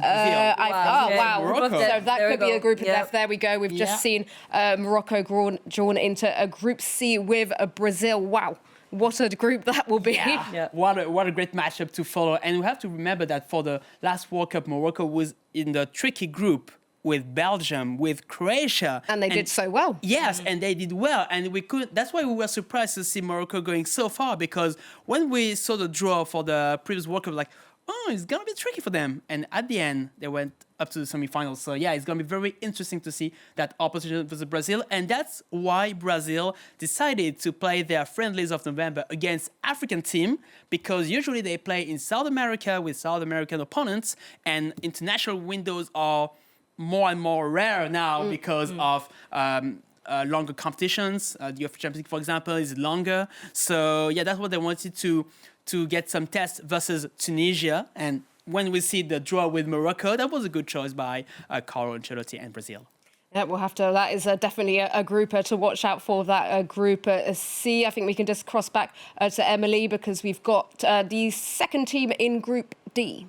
Yeah, Australia, also known as the Socceroos, apparently they'll be facing off with hosts America. So that's going to be obviously games full of a lot of crowds and a lot of ambiance. It's their 7th appearance in a World Cup and their 6th consecutive qualification. They'll be hoping to get a few points up on the board there in Group D. Yep, the Australians, who also call football soccer down under, as you said there, Emily, their 6th successive World Cup. They got to last 16 in 2022, but I think we're just seeing some other teams drawn now. Germany, Ecuador in Group E. That's quite an interesting one as well. A 5th successive World Cup for Ecuador. Their best result at the last 16 back in 2006. They'll be led by the likes of Moise Caicedo, their star player who plays his club football in Chelsea. And we've got the Netherlands, who are in Group F with Japan. And we're just about to see who will go alongside Belgium in Group G. That's Iran. So we can already see there's by quite some way, Group C is definitely the toughest group so far. Other than that, what could we potentially see as being Uruguay going into... Are they going into the Group H? We'll see with the computer, but it should be in Group H if there's no restriction on that, because as we talked earlier, there are many restrictions, and yes, that's the case. Yep. So Uruguay will play against Spain. So a Spanish language matchup, and we have a French-speaking matchup between Canada and Switzerland. There we go. I think we're going to find out now potentially who could be going into Group I with France if all the rules allow them to do so. Oh, yeah. Interesting one. That's going to be another group to watch out for then. And when we see Senegal and France, I'm just waiting for confirmation of that, as we see working its magic there. But we'd assume that there's no problem with the two being in the same group. Yeah, it's going to be the case. And we all remember what happened. There's some history there, isn't there, Karim? We all remember what happened in 2002. France were the world champion. France was the world champion at that time. Opening matchup in South Korea and Japan against Senegal, and that was such a surprise to see Senegal winning with Papa Bouba Diop, the late Papa Bouba Diop. That was the start of a great journey for Senegal and Bruno Metsu, who was the coach at that time, the late Bruno Metsu as well. And they went up to the quarterfinals of that World Cup. That was their first participation into the major tournament on Earth. So yeah, France versus Senegal, we are definitely eager for that. And I I imagine the reaction of Senegalese fans right now. They are going to be mad to Yeah, it's imagine going to be quite a matchup, isn't it? There, we've just got into Group J, Austria alongside Argentina, and Colombia's just been drawn there. We would imagine that they can slot into Group K alongside Portugal, which means which means that Croatia would be alongside England in Group L, because obviously UEFA teams can have two teams in each of those group stages. I think we didn't speak about Austria being participants for the first time in 26 or 28 years. Right. They are a side to look out for, I think, even with what they're carrying in terms of experience, in terms of the selections. So I don't think we should sleep on Austria. They've got a lot to prove. So in that same group with Argentina, I think that's also a group that we can definitely look out for, Group J. For sure. Yep, some of those groups definitely looking like very interesting battles that will be going on in those group stages. So Group L, and there we go. Yep, it will be England, Croatia. That is a pretty tough opponent for the Free Lions, Emily. Yeah, well, of course, it also means that no other European teams can get into Group L. Portugal and Colombia in Group K, Argentina, Austria in Group J, Senegal and France, as you were talking about, in Group I, Uruguay and Spain in Group H. Now, Uruguay were actually the first hosts and first winners of the very first World Cup in 1930, the 100 years anniversary coming up pretty soon. Iran and Belgium in Group G. Japan is quite interesting. They have a huge depth of squad. They've used 65 players in only 13 games in 2025, so a lot of rotation. I mean, rotation doesn't even really cover it. Ecuador and Germany in Group E, Australia and USA in Group D, Morocco and Brazil, looking like a potential group of death in Group C there. Switzerland and Canada in Group B, and South Korea and Mexico in Group A. Well, it's really starting to take a shape, isn't it? We're getting on to pot 3 next. So obviously, we've not spoken about any pot 3 teams yet. We've touched on Norway, actually. We touched on it does seem crazy to me that they are in pot 3, but they are there obviously in pot 3 because after having they were out of major competitions for a while. That's exactly. why they're in pot 3. 100%. But obviously a very, very impressive qualifying campaign, returning to the World Cup after a 28-year absence, and obviously they will be led by the goal machine, Erling Haaland.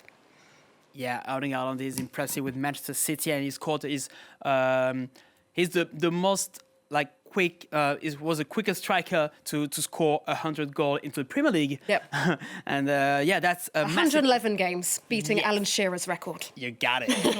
And on that table you have Alan Shearer, and then you have many great players such as Thierry Henry or Mohamed Salah. But Erling Haaland, we all know his quality and the way he wanted to be there. He wanted to be in the biggest stage, because we talked a little bit earlier about the Ballon d'Or, and it's important to be part of the World Cup because Erling Haaland couldn't compete in the Ballon d'Or. He could have won a few years ago if maybe Norway had been on the international stage. Yep, it's very important. Exactly. So now that Norway will be at the World Cup, he will have a chance. If Norway goes very far into the competition, and if he performs with Manchester City as well, he will have a chance to win the Ballon d'Or next year. So that's why we're all eager to see Norway. And this is the team everybody wants to avoid into that part 3, and South Africa. Thank you for mentioning it, because I think South Africa has really for years been in the back seat. And what a surprising football qualifying campaign. We wouldn't...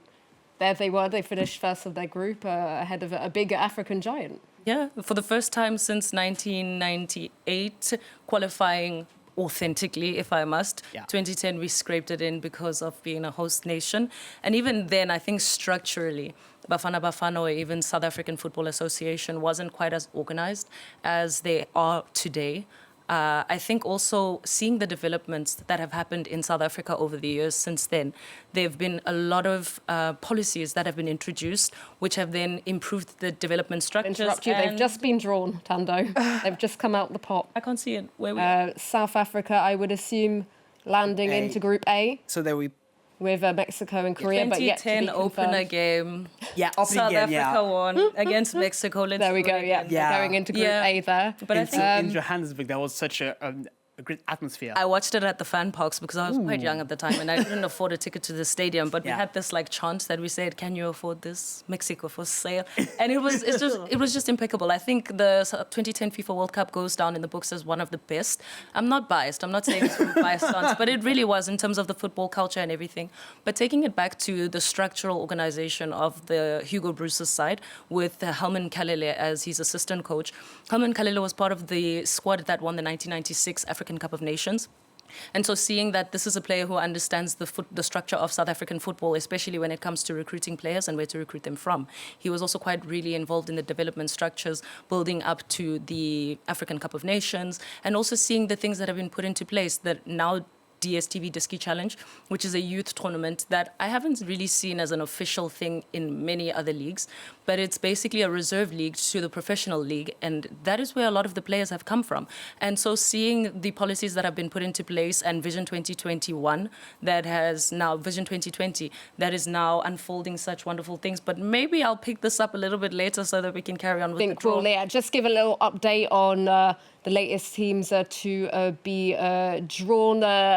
Next up was Qatar. Yeah, Qatar I think in Group B, the obviously 2022 World Cup hosts are qualifying for the first time in their own right in Group B. Emily. Yes, and we've also just got Paraguay here getting into Group D. Now, interestingly, they were one of only 13 nations to take part in that 1930 World Cup. And then we've got hosts, 2022 host Qatar making their second appearance, and 2010 hosts, of course, South Africa in Group A. Their Group B looking not so challenging for Switzerland, if you ask me.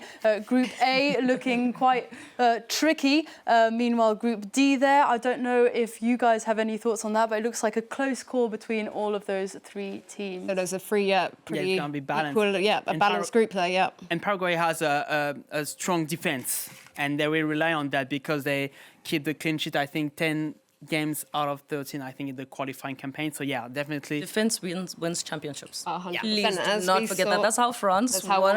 Exactly. It's So very, very good let's not point, overlook the side with Thando. very Even strong if it's not defense, always the most interesting football to watch, defence is key in today's game. We haven't spoken about them yet, but Ivory Coast have just been drawn into their group. The Elephants are obviously who won the last AFCON on home turf. Yeah, and we all remember that incredible madness coming from losing 4-0 versus Equatorial Guinea to eventually win the cup versus Nigeria in final. Almost Nigeria. knocked out even, mind you. Yeah, it was down to the wire, losing your coach during the tournament as Very a host dramatic, nation. Drama. And fans were mad against the coach, Jean-Luc Gasset, at the time, and their players when they were about on the verge of being eliminated on their home soil. But now they will And play Sebastian Haller coming back from injury just out of nowhere to then knock the winner. Yeah. So I think that's definitely a side to look out. That Not group, sleep on the Ivorians. Group E, pretty interesting there, Emily. Yeah.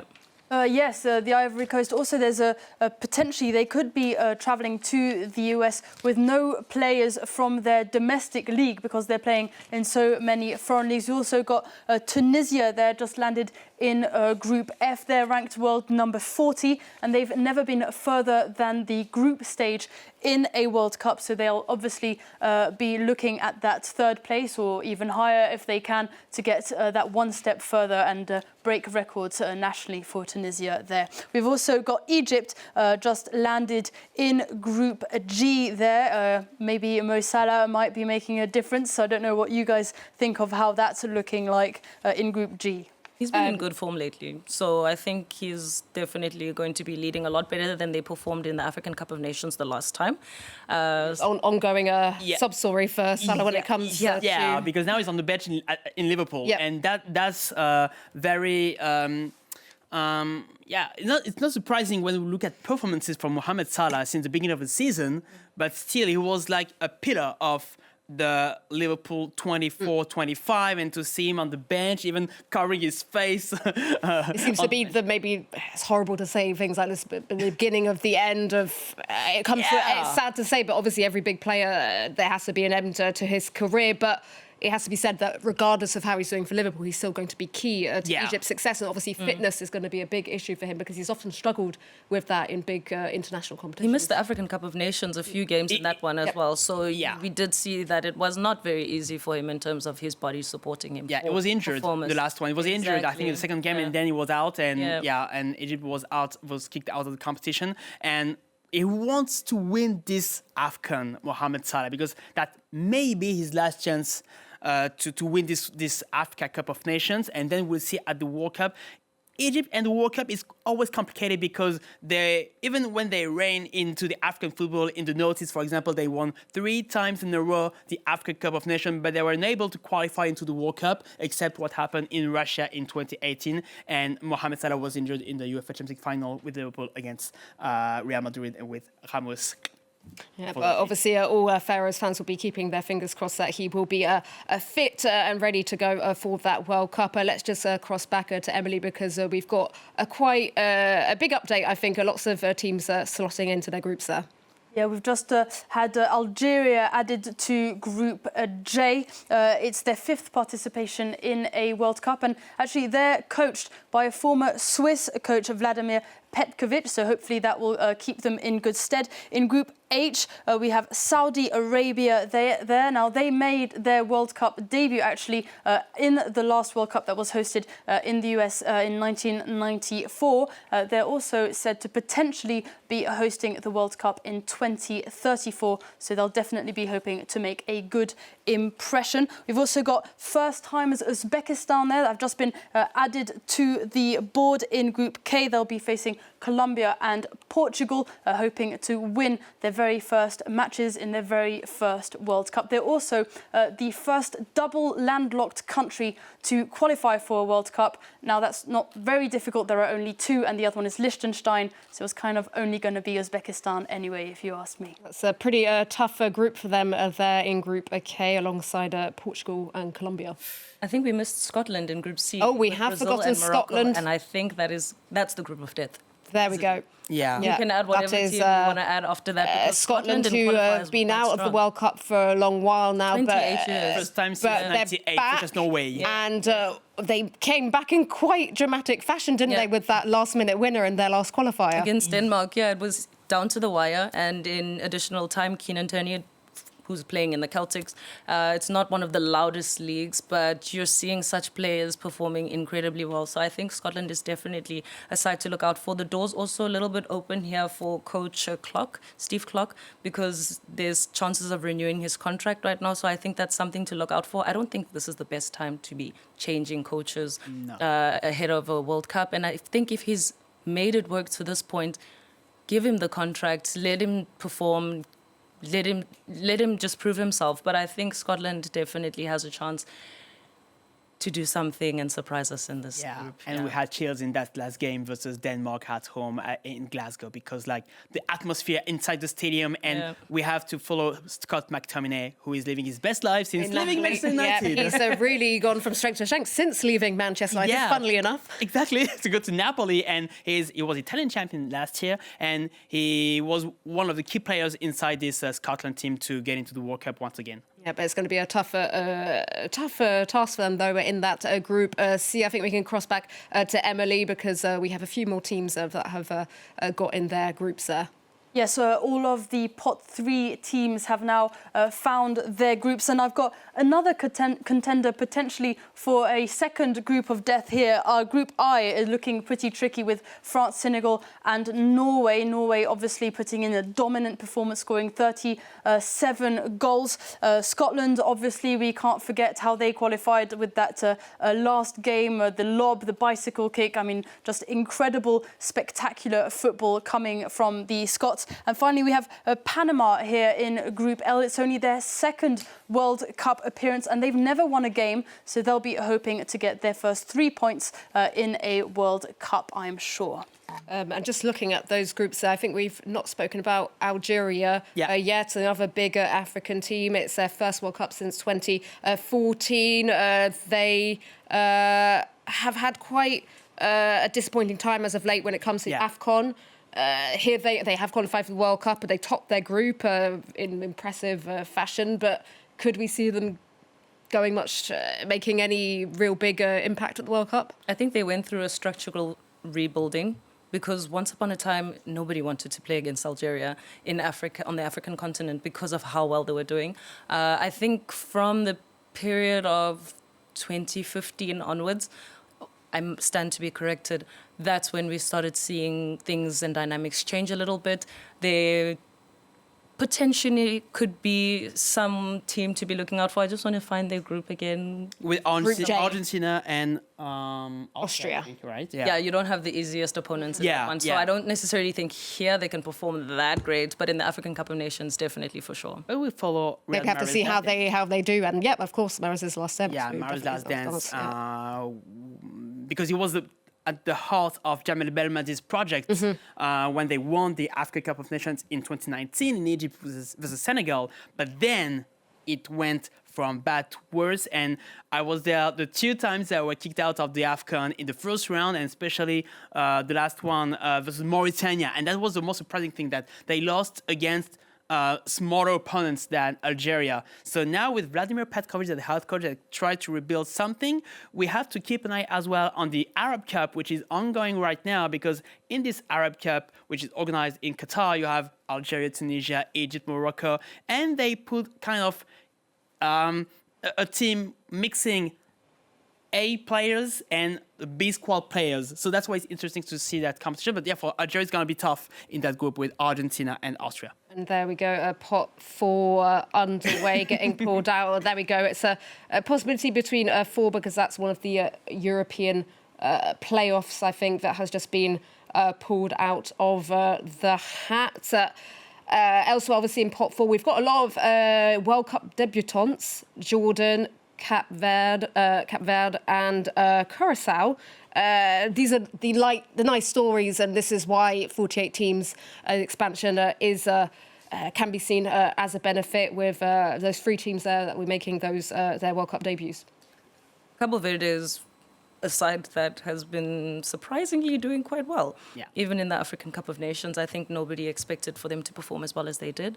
And I think even throughout the journey of the qualifiers, until seeing how they've now gotten to this point, I think that on the global stage, a little bit tricky. Yeah. But when you're keeping it a little bit more on the continental football level, then I think they need a little bit more time, a little bit more experience. But them being present here, I think, is a really good move, so that then you get the exposure. I think that's also really important with the expansion of the tournament format. But you want to say something? I mean, the idea is, isn't it, that some of this money from the World Cup will get reinvested back into these smaller, especially smaller teams, where that could make a very big difference for these kind of teams. And especially for development on the African continent. I think that's the key word right now. And I think going into the African Cup of Nations, I know that I keep mentioning it a lot because it's like in 2 weeks.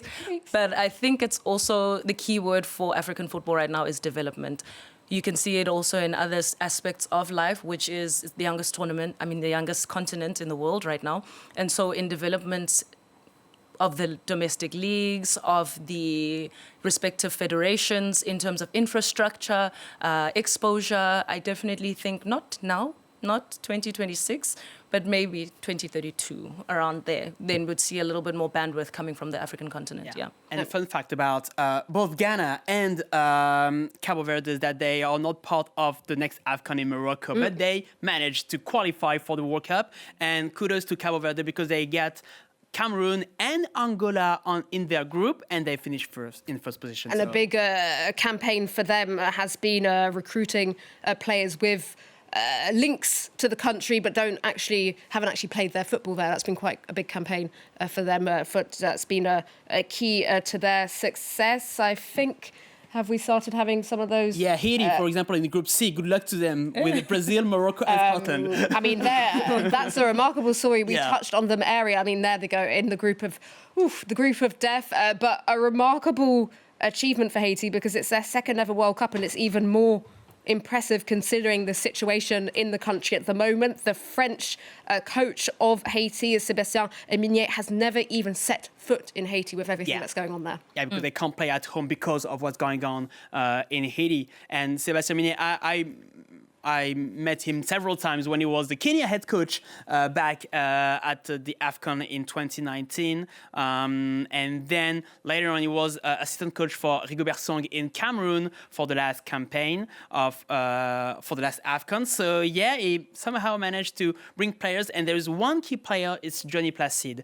We know him for his performances in France, in Reims at some point of his career. And then it will be his first and last World Cup. He's almost 40 years old now. And his speech inside the locker room before the last game of Haiti, saying, well, it's not for me, that's for the country. It's not for me, because he was there from scratch.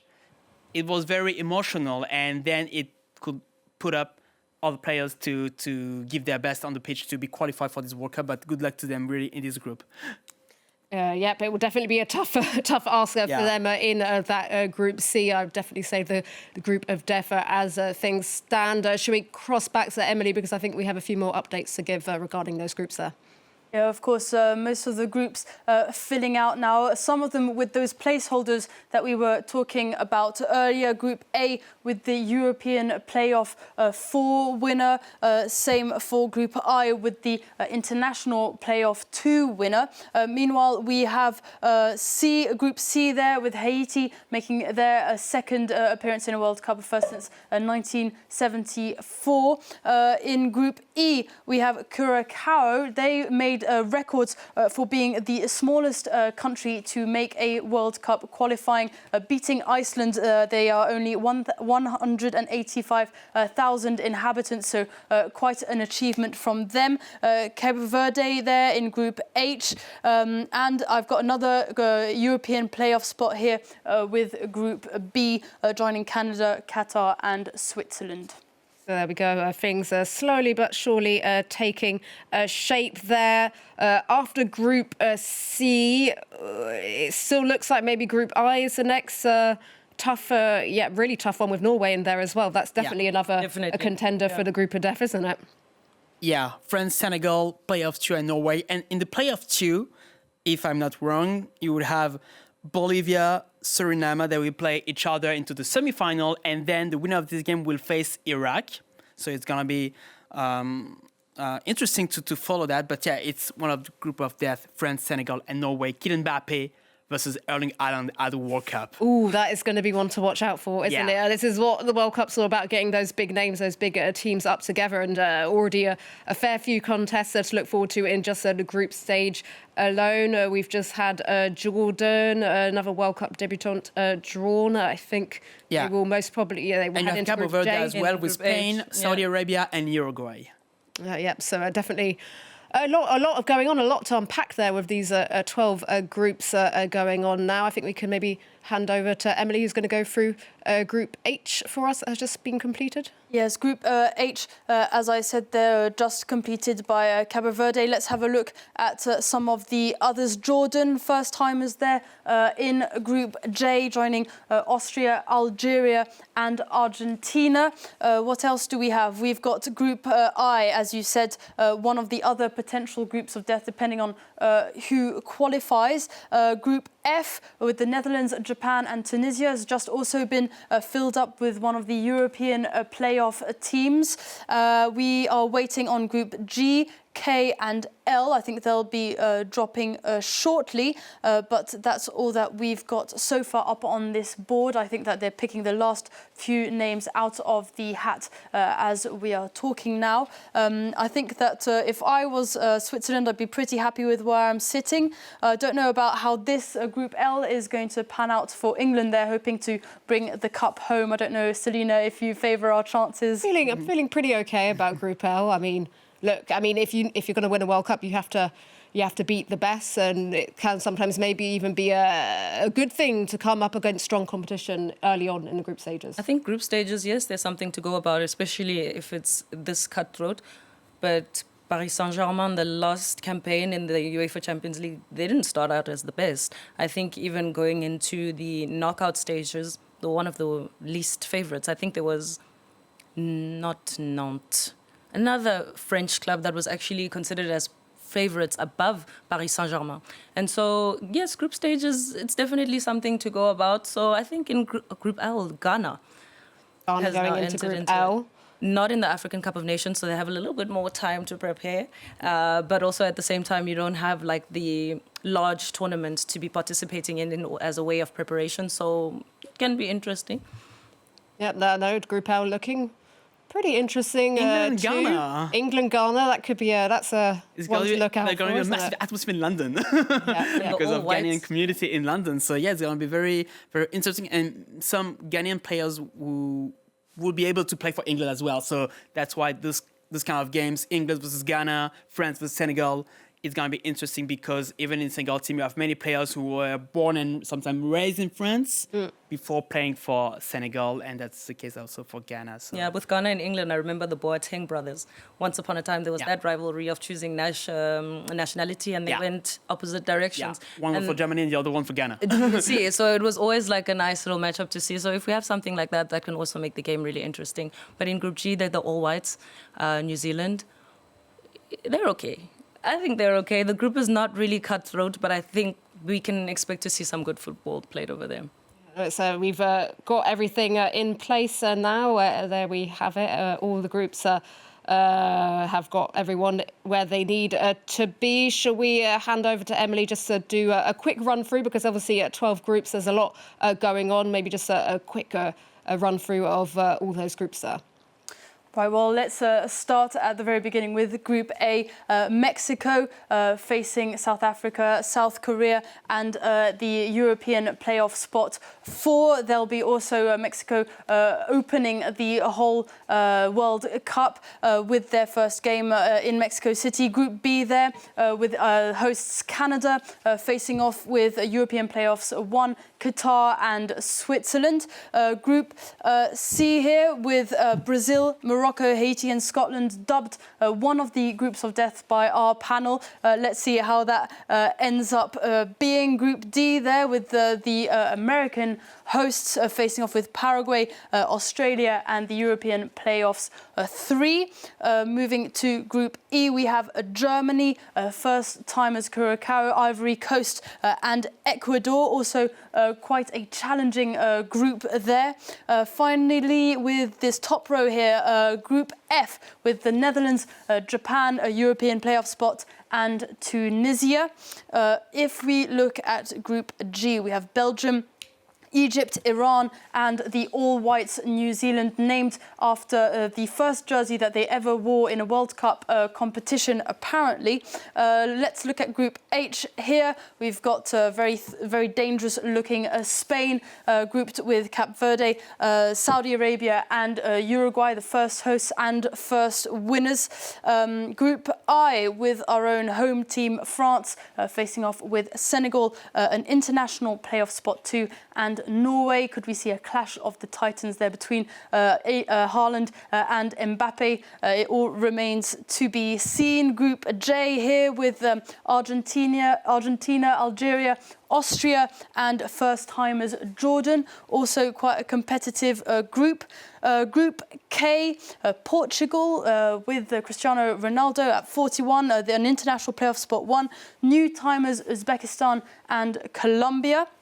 And finally, for these 12 groups, we have England hoping to bring it home, Croatia, Ghana and Panama. And that pretty much sums it all up for you. Those are our 12 groups that we have to look forward to in the World Cup next year. There we go. There's going to be more football than ever. We've already kind of highlighted Group C and Group I being the ones to watch out for.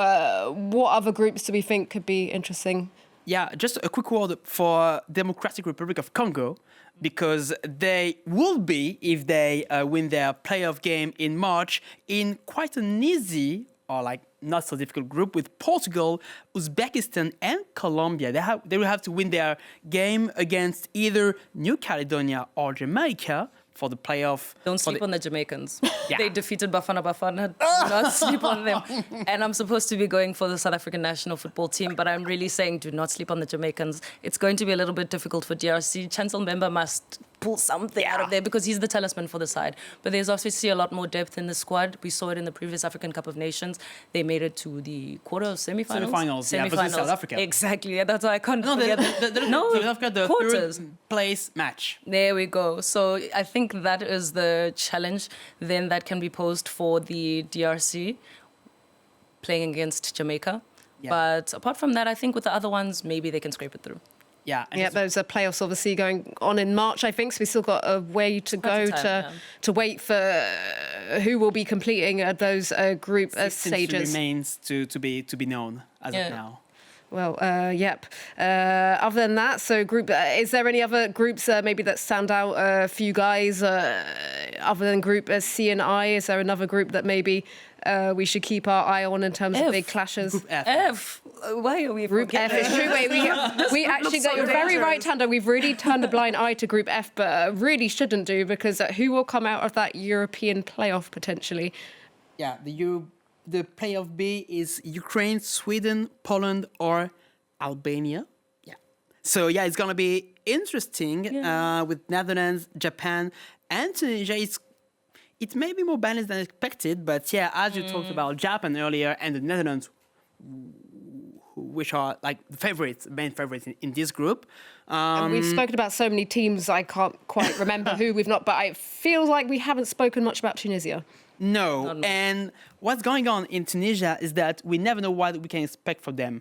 In the last World Cup, they were in a difficult group with France. They managed to win against France, I think, in the last game. In the group stage, the group stage, that was the last game, but France was already through the round of 16. And even on the African level, it's hard to put Tunisia into the map. Are they the favorites? Are they one of the favorites of the AFCON? It's hard to say because they don't have any star for a while, but they have a good squad, a decent squad, and we saw versus Brazil because they managed to get a draw versus Brazil. Even if that was a friendly, that was important for them to get that draw in terms of confidence against opponents from other continents, and an opponent such as Brazil is very a successful thing to get a draw against them. But we see in the Arab Cup right now that it doesn't go as they expected. They get a draw yesterday versus Palestine while leading 2-0. It was 2-2 at the final score. And there was some talks about the coach, Sami Trabalsi, because that's his second stint as Tunisia's head coach. At home, they are a little bit skeptic about the level of Tunisia. I want to be more positive than Tunisian supporters. But yeah, it's hard to really put their level, to place them into the even the African level. There's definitely been a lot to unpack there. I feel like we've made quite a good try at it. Those 12 groups having been confirmed in that draw ceremony in Washington, which I think is just Donald Trump is up on his feet, because I think that is the village people who are playing that closing tune, which means that the World Cup 2026 World Cup ceremony is coming to a close, and that's where we're going to leave it. We know where all of these teams will be playing, those 12 groups in the US, Mexico and Canada. Teams and fans will have to wait a little bit longer until Saturday to know the match schedule, but we'll be seeing you next year in the US, Mexico and Canada. Goodbye for now.